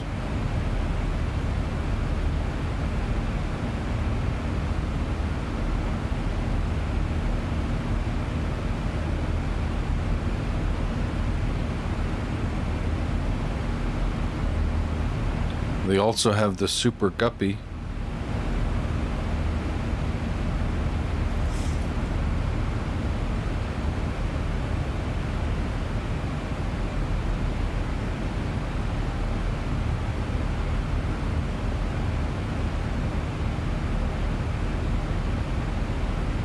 Jeez, they have an enormous amount of planes.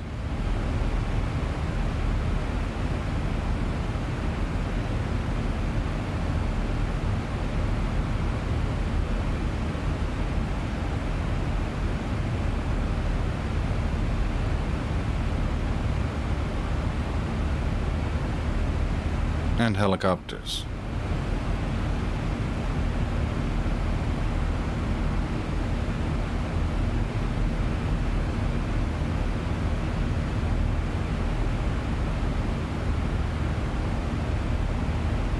They have a China Southern 737-300.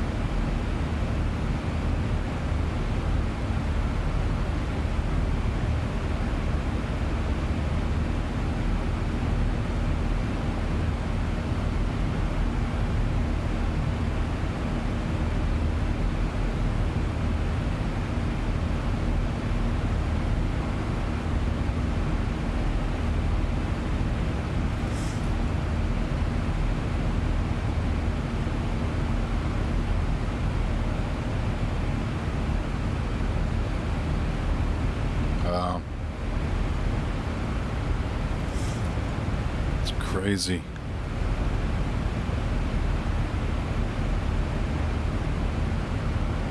Alright. Just 90 miles to the top of descent.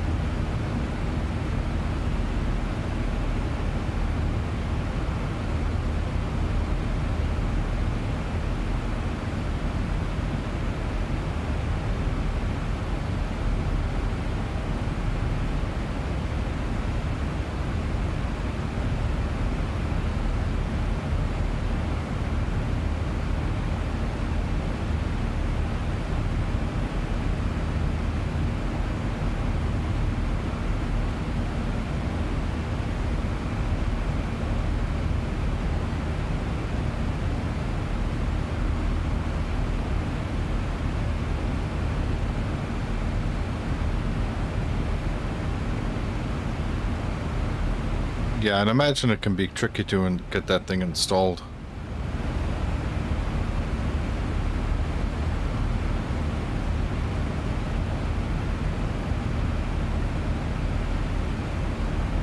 Probably a lot of things to do on the scenery.ini file.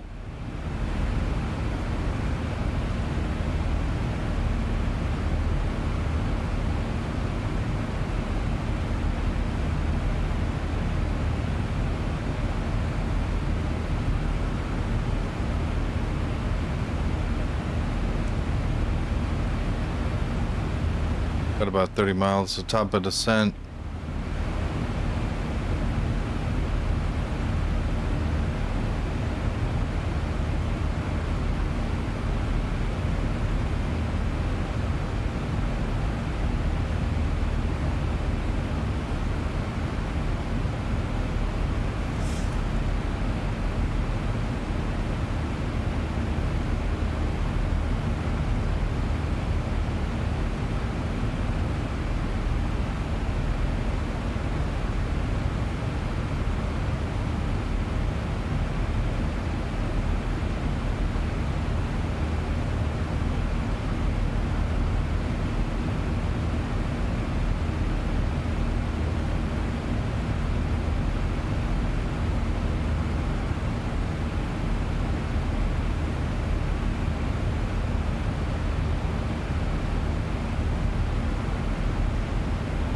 Do you use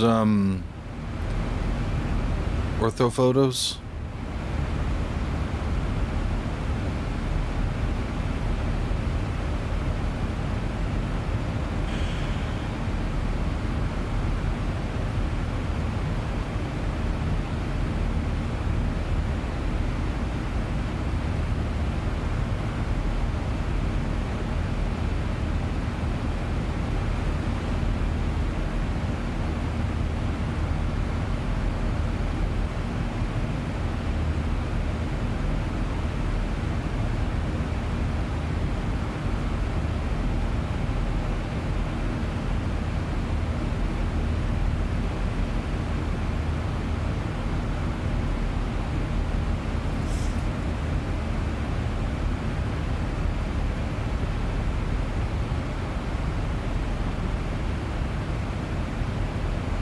Our first altitude constraint is 10,000 or above,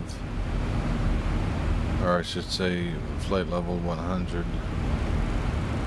We're going to set that.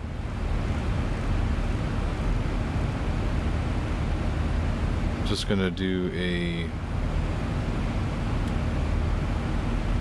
probably an auto brake 1.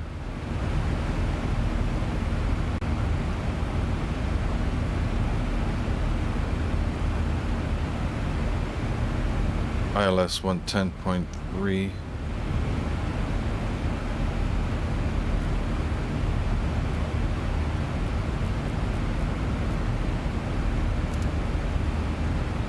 And the course is 217.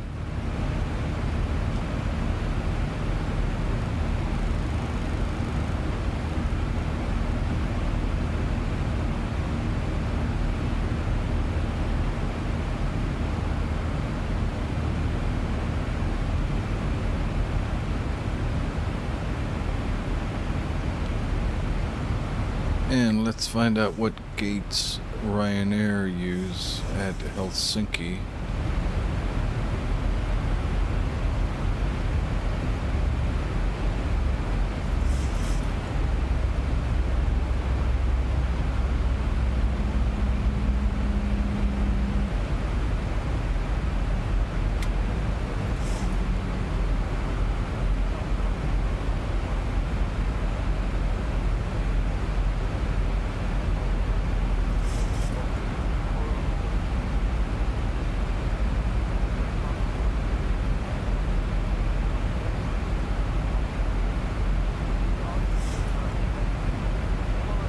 Alright, so their gates are up against, so we got gate 9.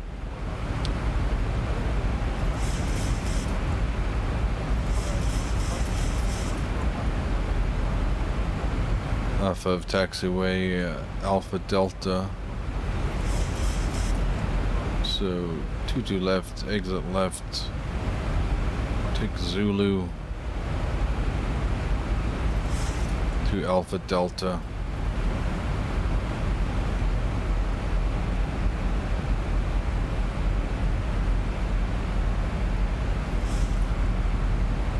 And we're going to select flaps 40.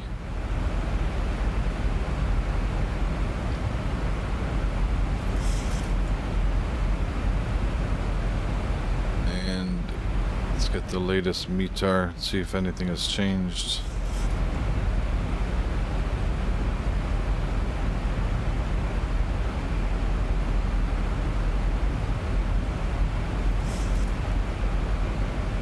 Winds 220 at 11. Visibility is still good. Scattered 4,300. Temperature 20. 1016 on the QNH. Got that on standby.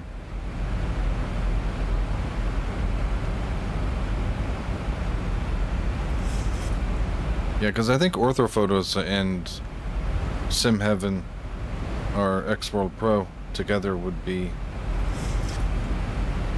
probably the best anyone could do with what the world looks like in X-Plane 12 or even X-Plane 11.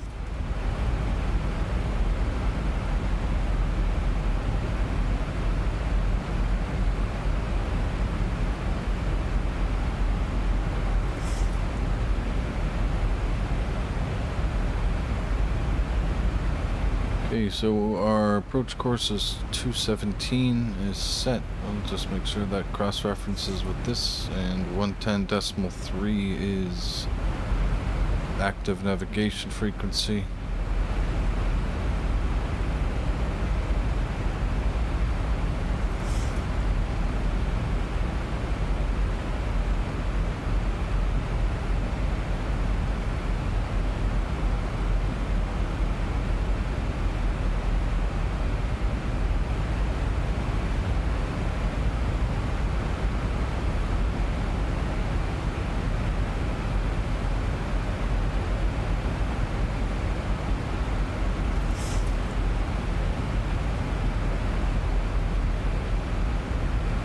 We have some activity on the ground at Helsinki.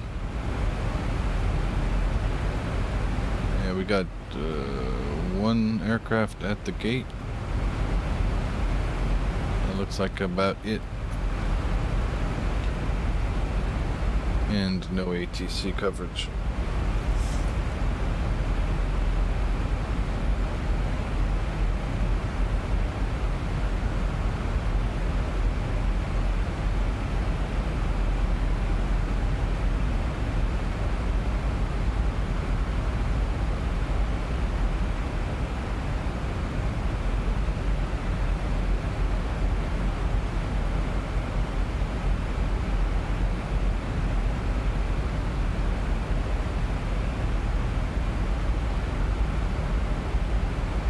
They haven't given a good instruction manual on how to install it.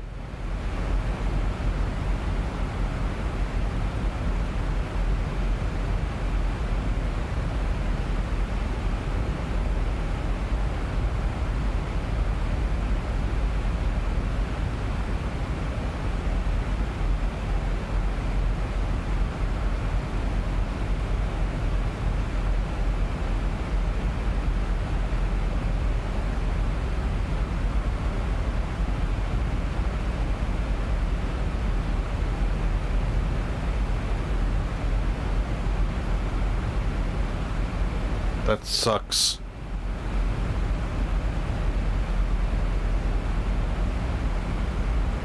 That totally sucks. It's disappointing.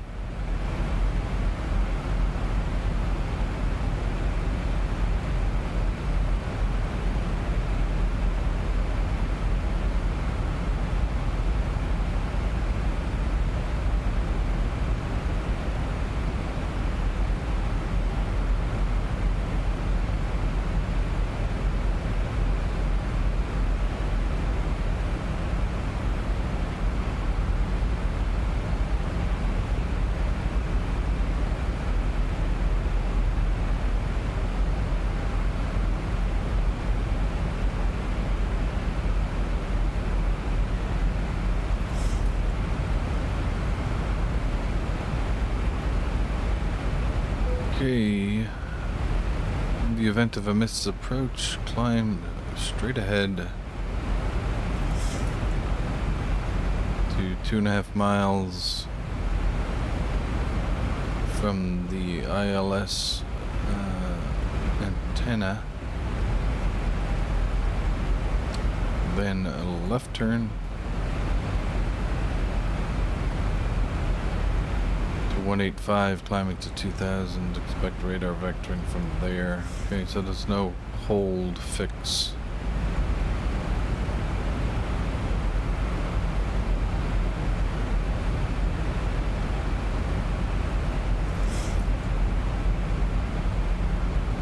(2,000 feet) missed approach altitude.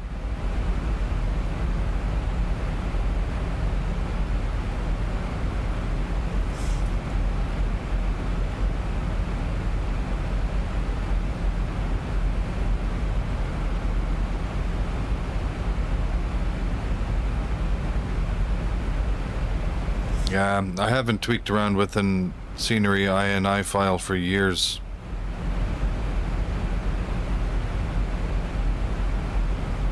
I think it was certainly when X-Plane 12 came out, I was done with custom scenery. No custom airports. All my airports are completely, you know, gateway airports. I found it was just taking away from my experience of actually going out and flying.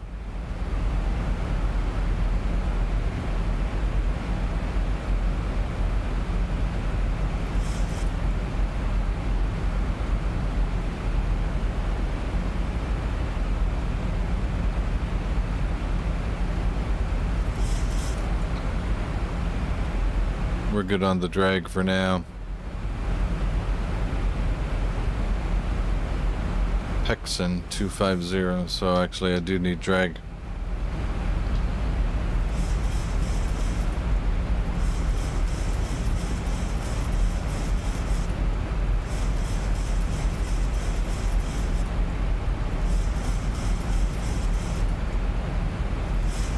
Hotel Kilo 804.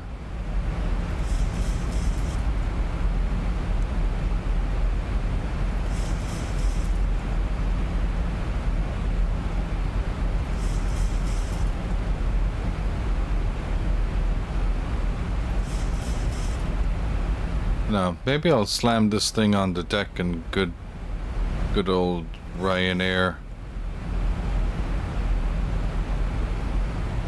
Good old Ryanair landing, maybe in Helsinki is up, is in order.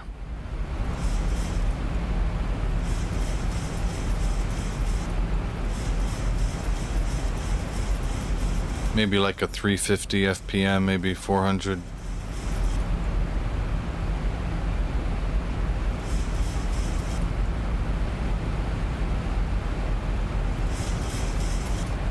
Transition altitude is 5,000.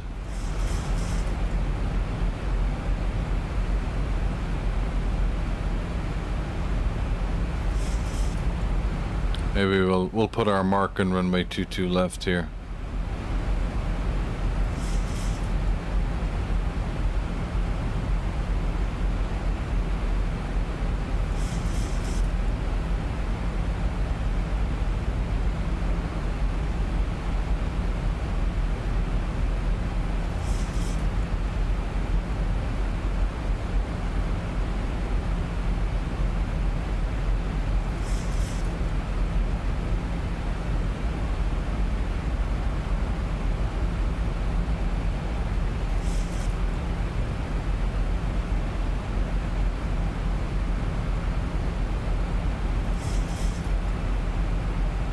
Oh, back in X-Plane 11 days, I had a crazy amount of purchases with add-on airports.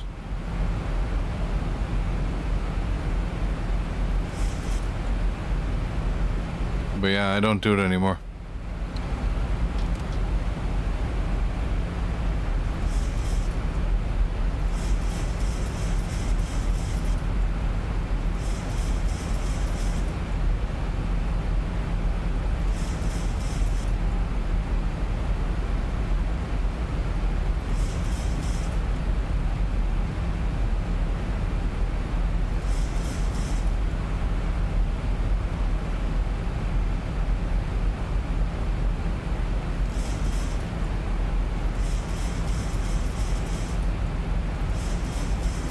know, they like, I've noticed they like their Unicom texts in Europe.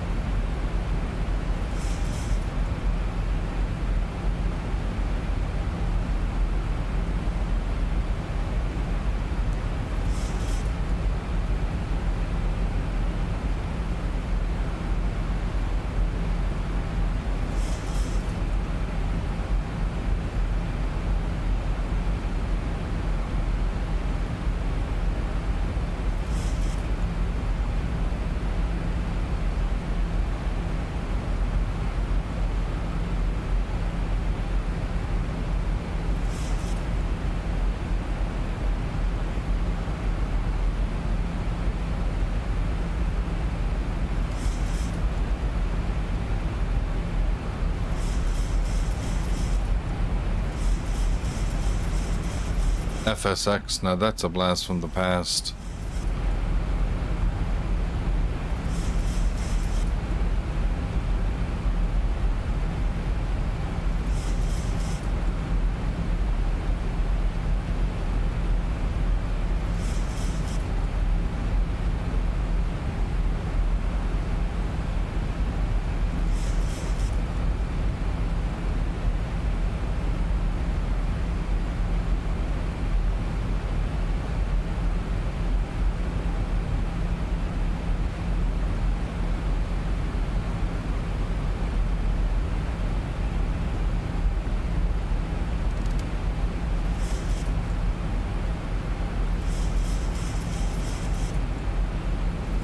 To go.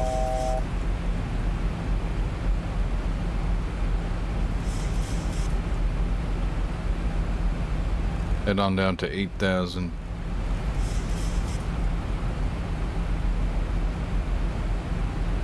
Congratulations, Gerald. Is that really your first ever landing?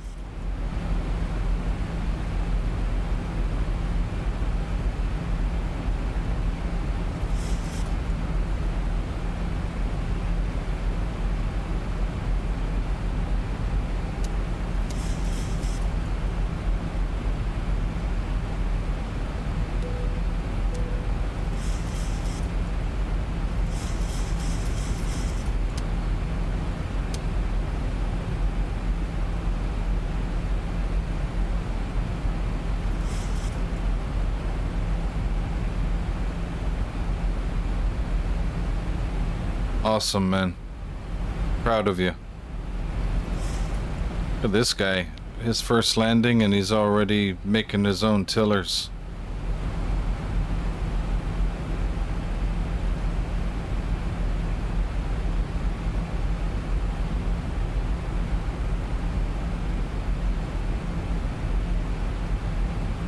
To go.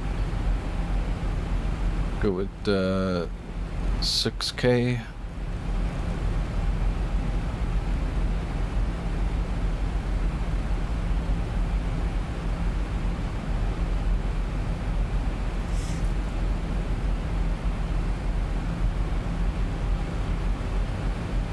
Got the field in sight.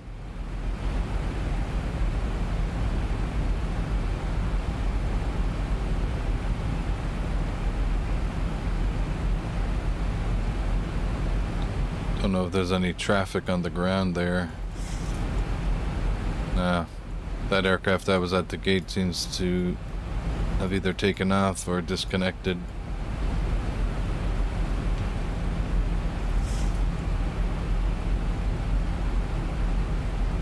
Yeah, VATSIM's been acting weird. I'm connected right now.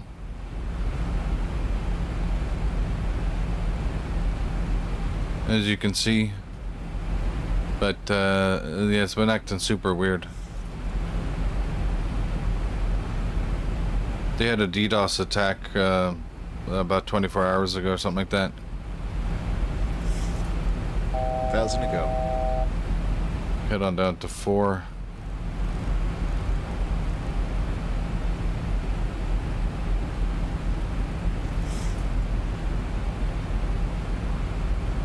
Oh, really? Oh, okay. So my X-Pilot client says I'm still connected. Interesting. I guess my code is better than X-Client's code.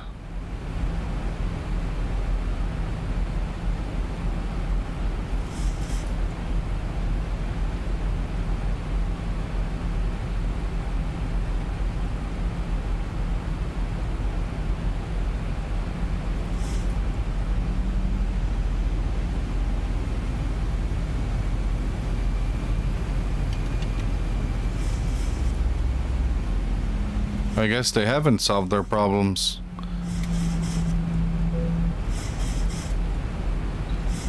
So we are 1016, we'll set that.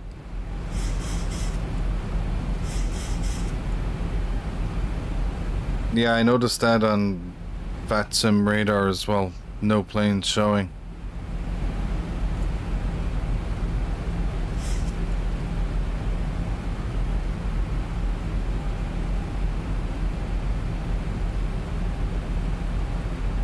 I guess I don't. Traffic Finnair 6 Tango Lima, landing runway 22 left 3 miles. Wow. Did you hear that? Somebody's, he's not coming up on my TCAS though.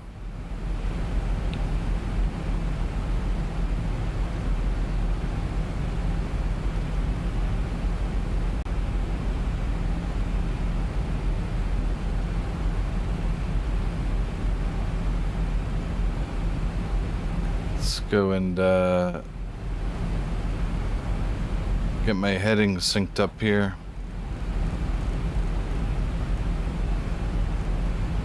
Go heading select. Yeah, ain't that interesting?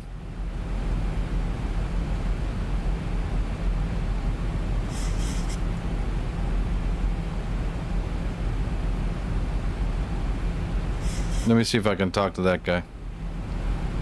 Aircraft on approach to 22 left at Helsinki. What is your remaining miles?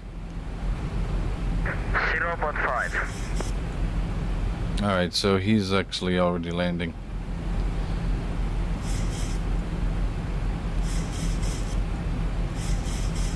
Helsinki traffic, Ryanair 61 Alpha Tango making a left turn onto base for runway 22 left, Helsinki.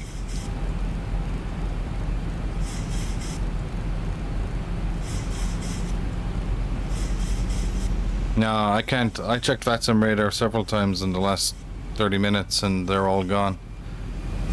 It was working when I took off around 2.5 hours ago.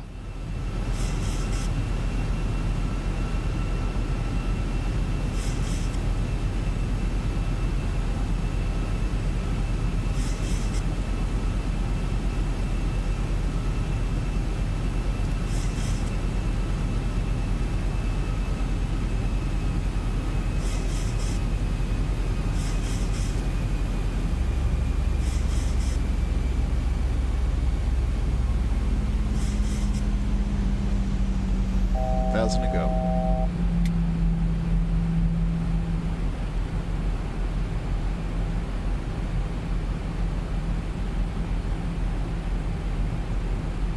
I don't know what server I'm connected through.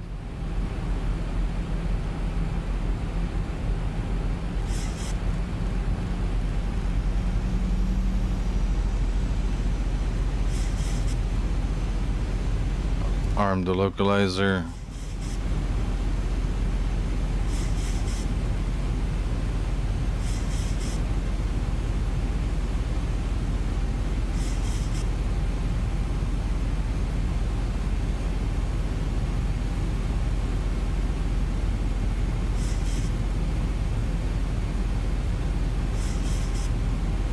Yo, flaps 5.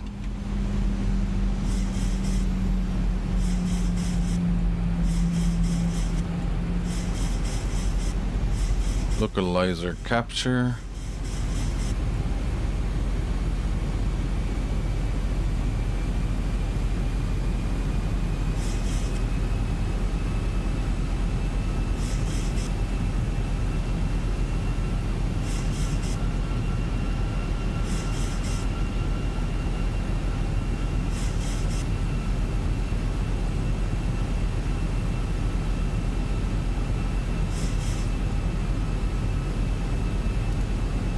go and arm the glide slope.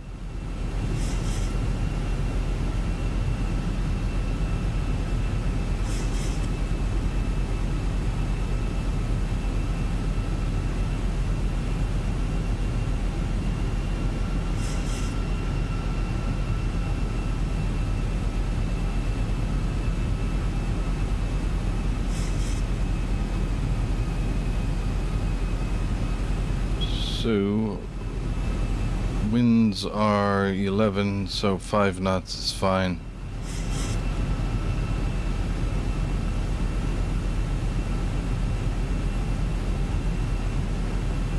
One 4-1 final approach speed.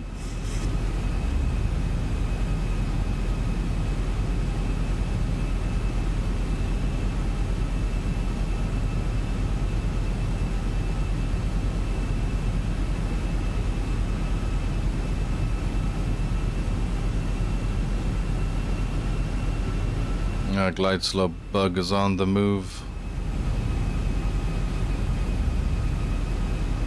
Flaps 10.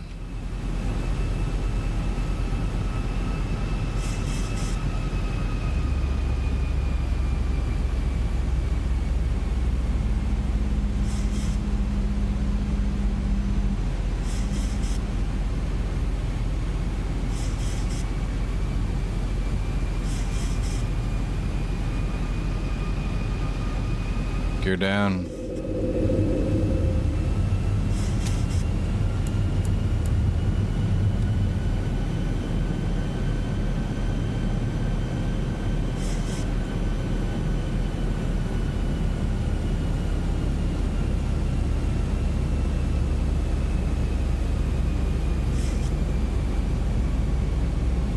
Flaps 15 now.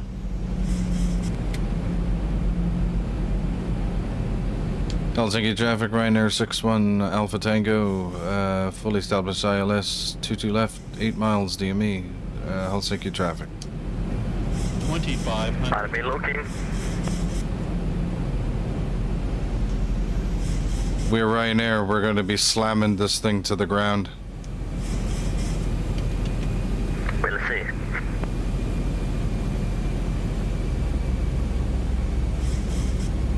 Alright, we have a plane spotter in Helsinki, folks.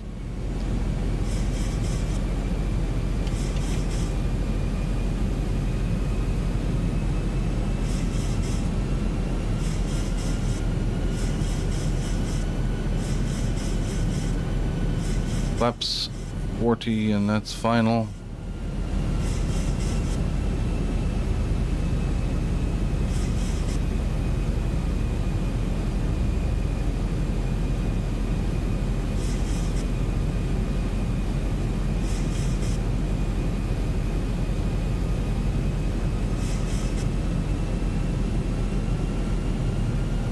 Okay, touchdown rate doesn't matter. It has to be the 1,000-foot marker.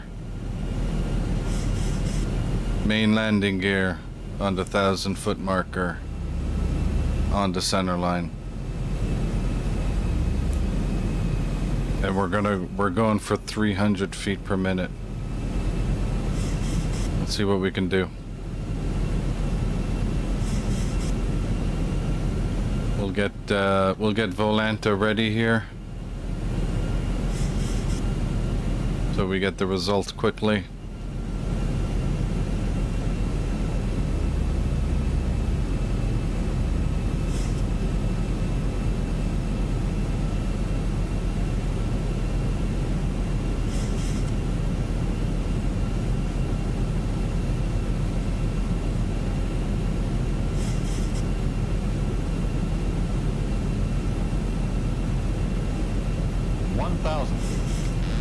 Feet stabilized, Missed approach altitude set. Missed approach altitude is actually 2,000, so it's actually not set. Set now.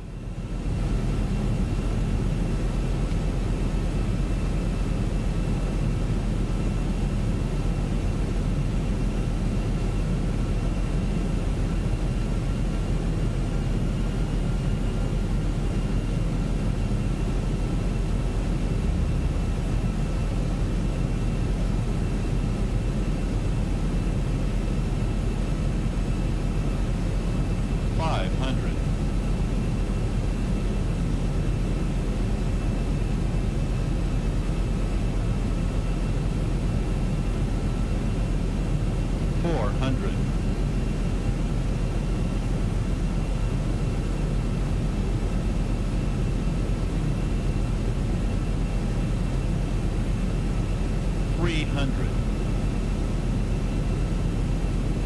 200.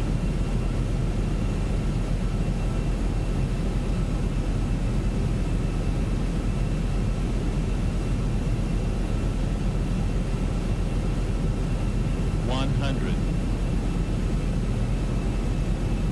50, 40, 30, 20, 10. Ah, shoot. I missed the marker.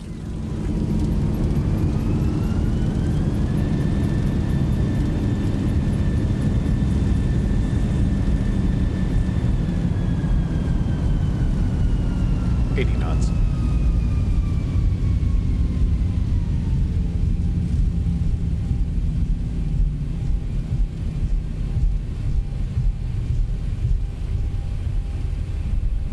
Dang. It's disappointing. Ryanair would fire me.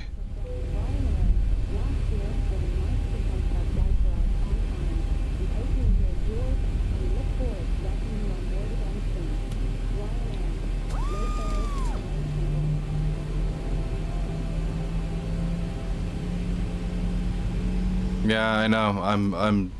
I'm really disappointed with that.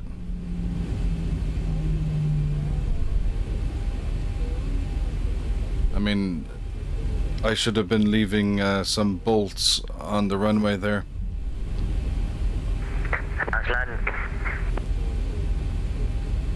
Yeah, we're all a little bit disappointed here in the cabin. Nobody's coffee was spilt. Oh, by the way, does VATSIM radar work on you, for you? Nah, yeah, it's I was seeing traffic on radar, and I haven't seen traffic on radar for probably the last 30-40 minutes. Yeah, same. But at least it's more authentic and not a cheat with the radar. Yeah, it's really interesting. I have a webhook to VATSIM, and it says I'm offline right now, and my X-Pilot client says I'm online. So it's really conflicting information and all a bit weird. Yes, but at least we now have to rely truly only for traffic advisories. Yeah, they might have they had a DDoS attack about 24 hours ago, so they probably still have some cleanup work to do with the server. Yeah.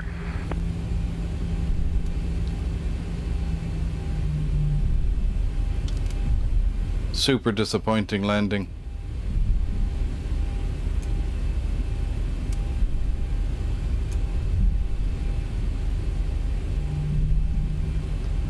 All right, we got to get on to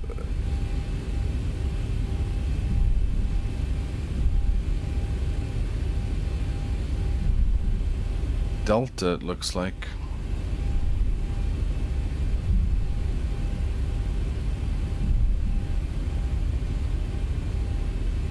I know, there was, I mean, we really needed some orthopedic surgeon to be at the gate waiting for people. Is it Alpha Delta? Is that it? I think that was it.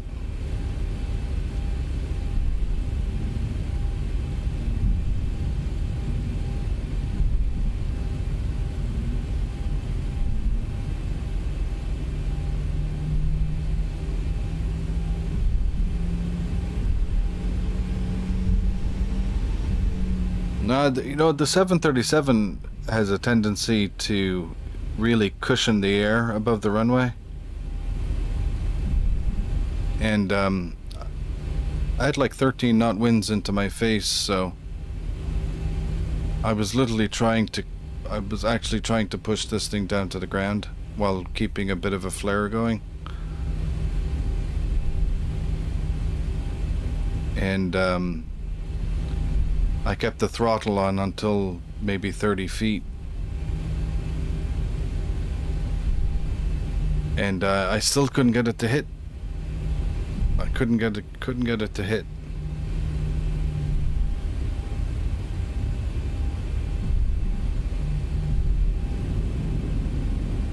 Is that Volanta is 152, is it?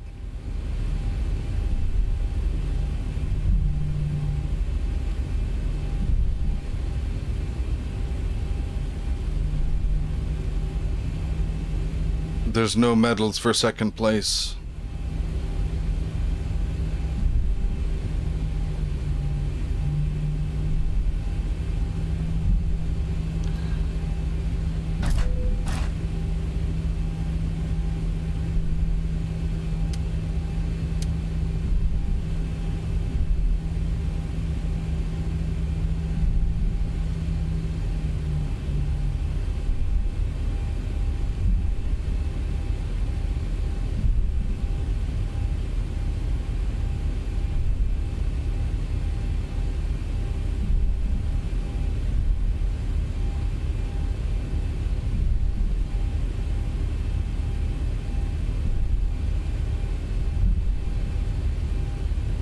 Oh, you get those all the time.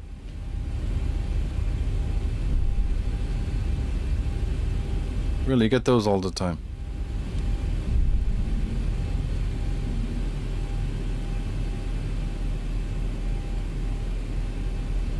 Dude, the OpenSAM VGDS is not working. Oh, here it is. Whoa, check out this guy.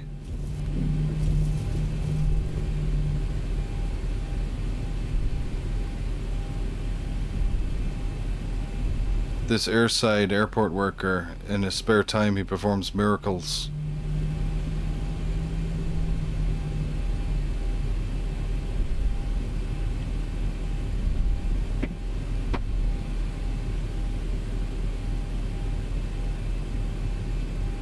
Look at this guy. Where does he think he's going?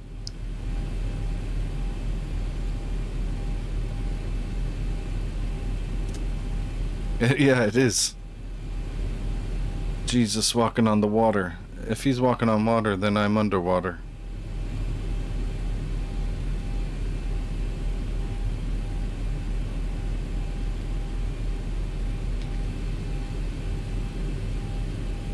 Yeah, sorry folks. I tried to hit it hard. I really wanted 300. Yeah, I guess nobody's working with OpenSAM to try to fix those things, but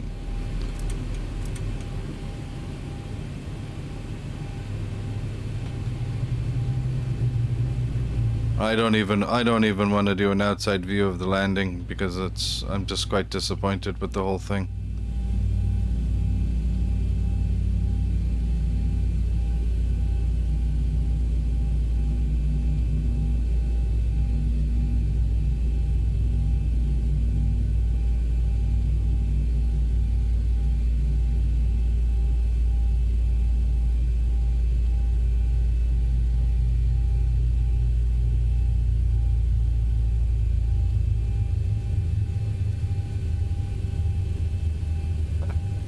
Yeah, I do need to practice hard landings if I want to be flying more Ryanair routes.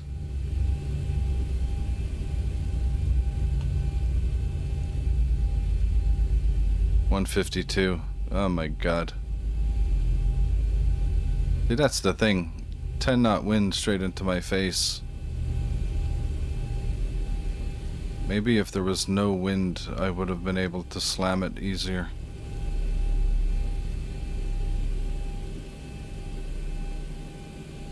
Alright, Vintage. Good night. Zeko Slav Zeko. Good night, brother. Thanks for hopping on.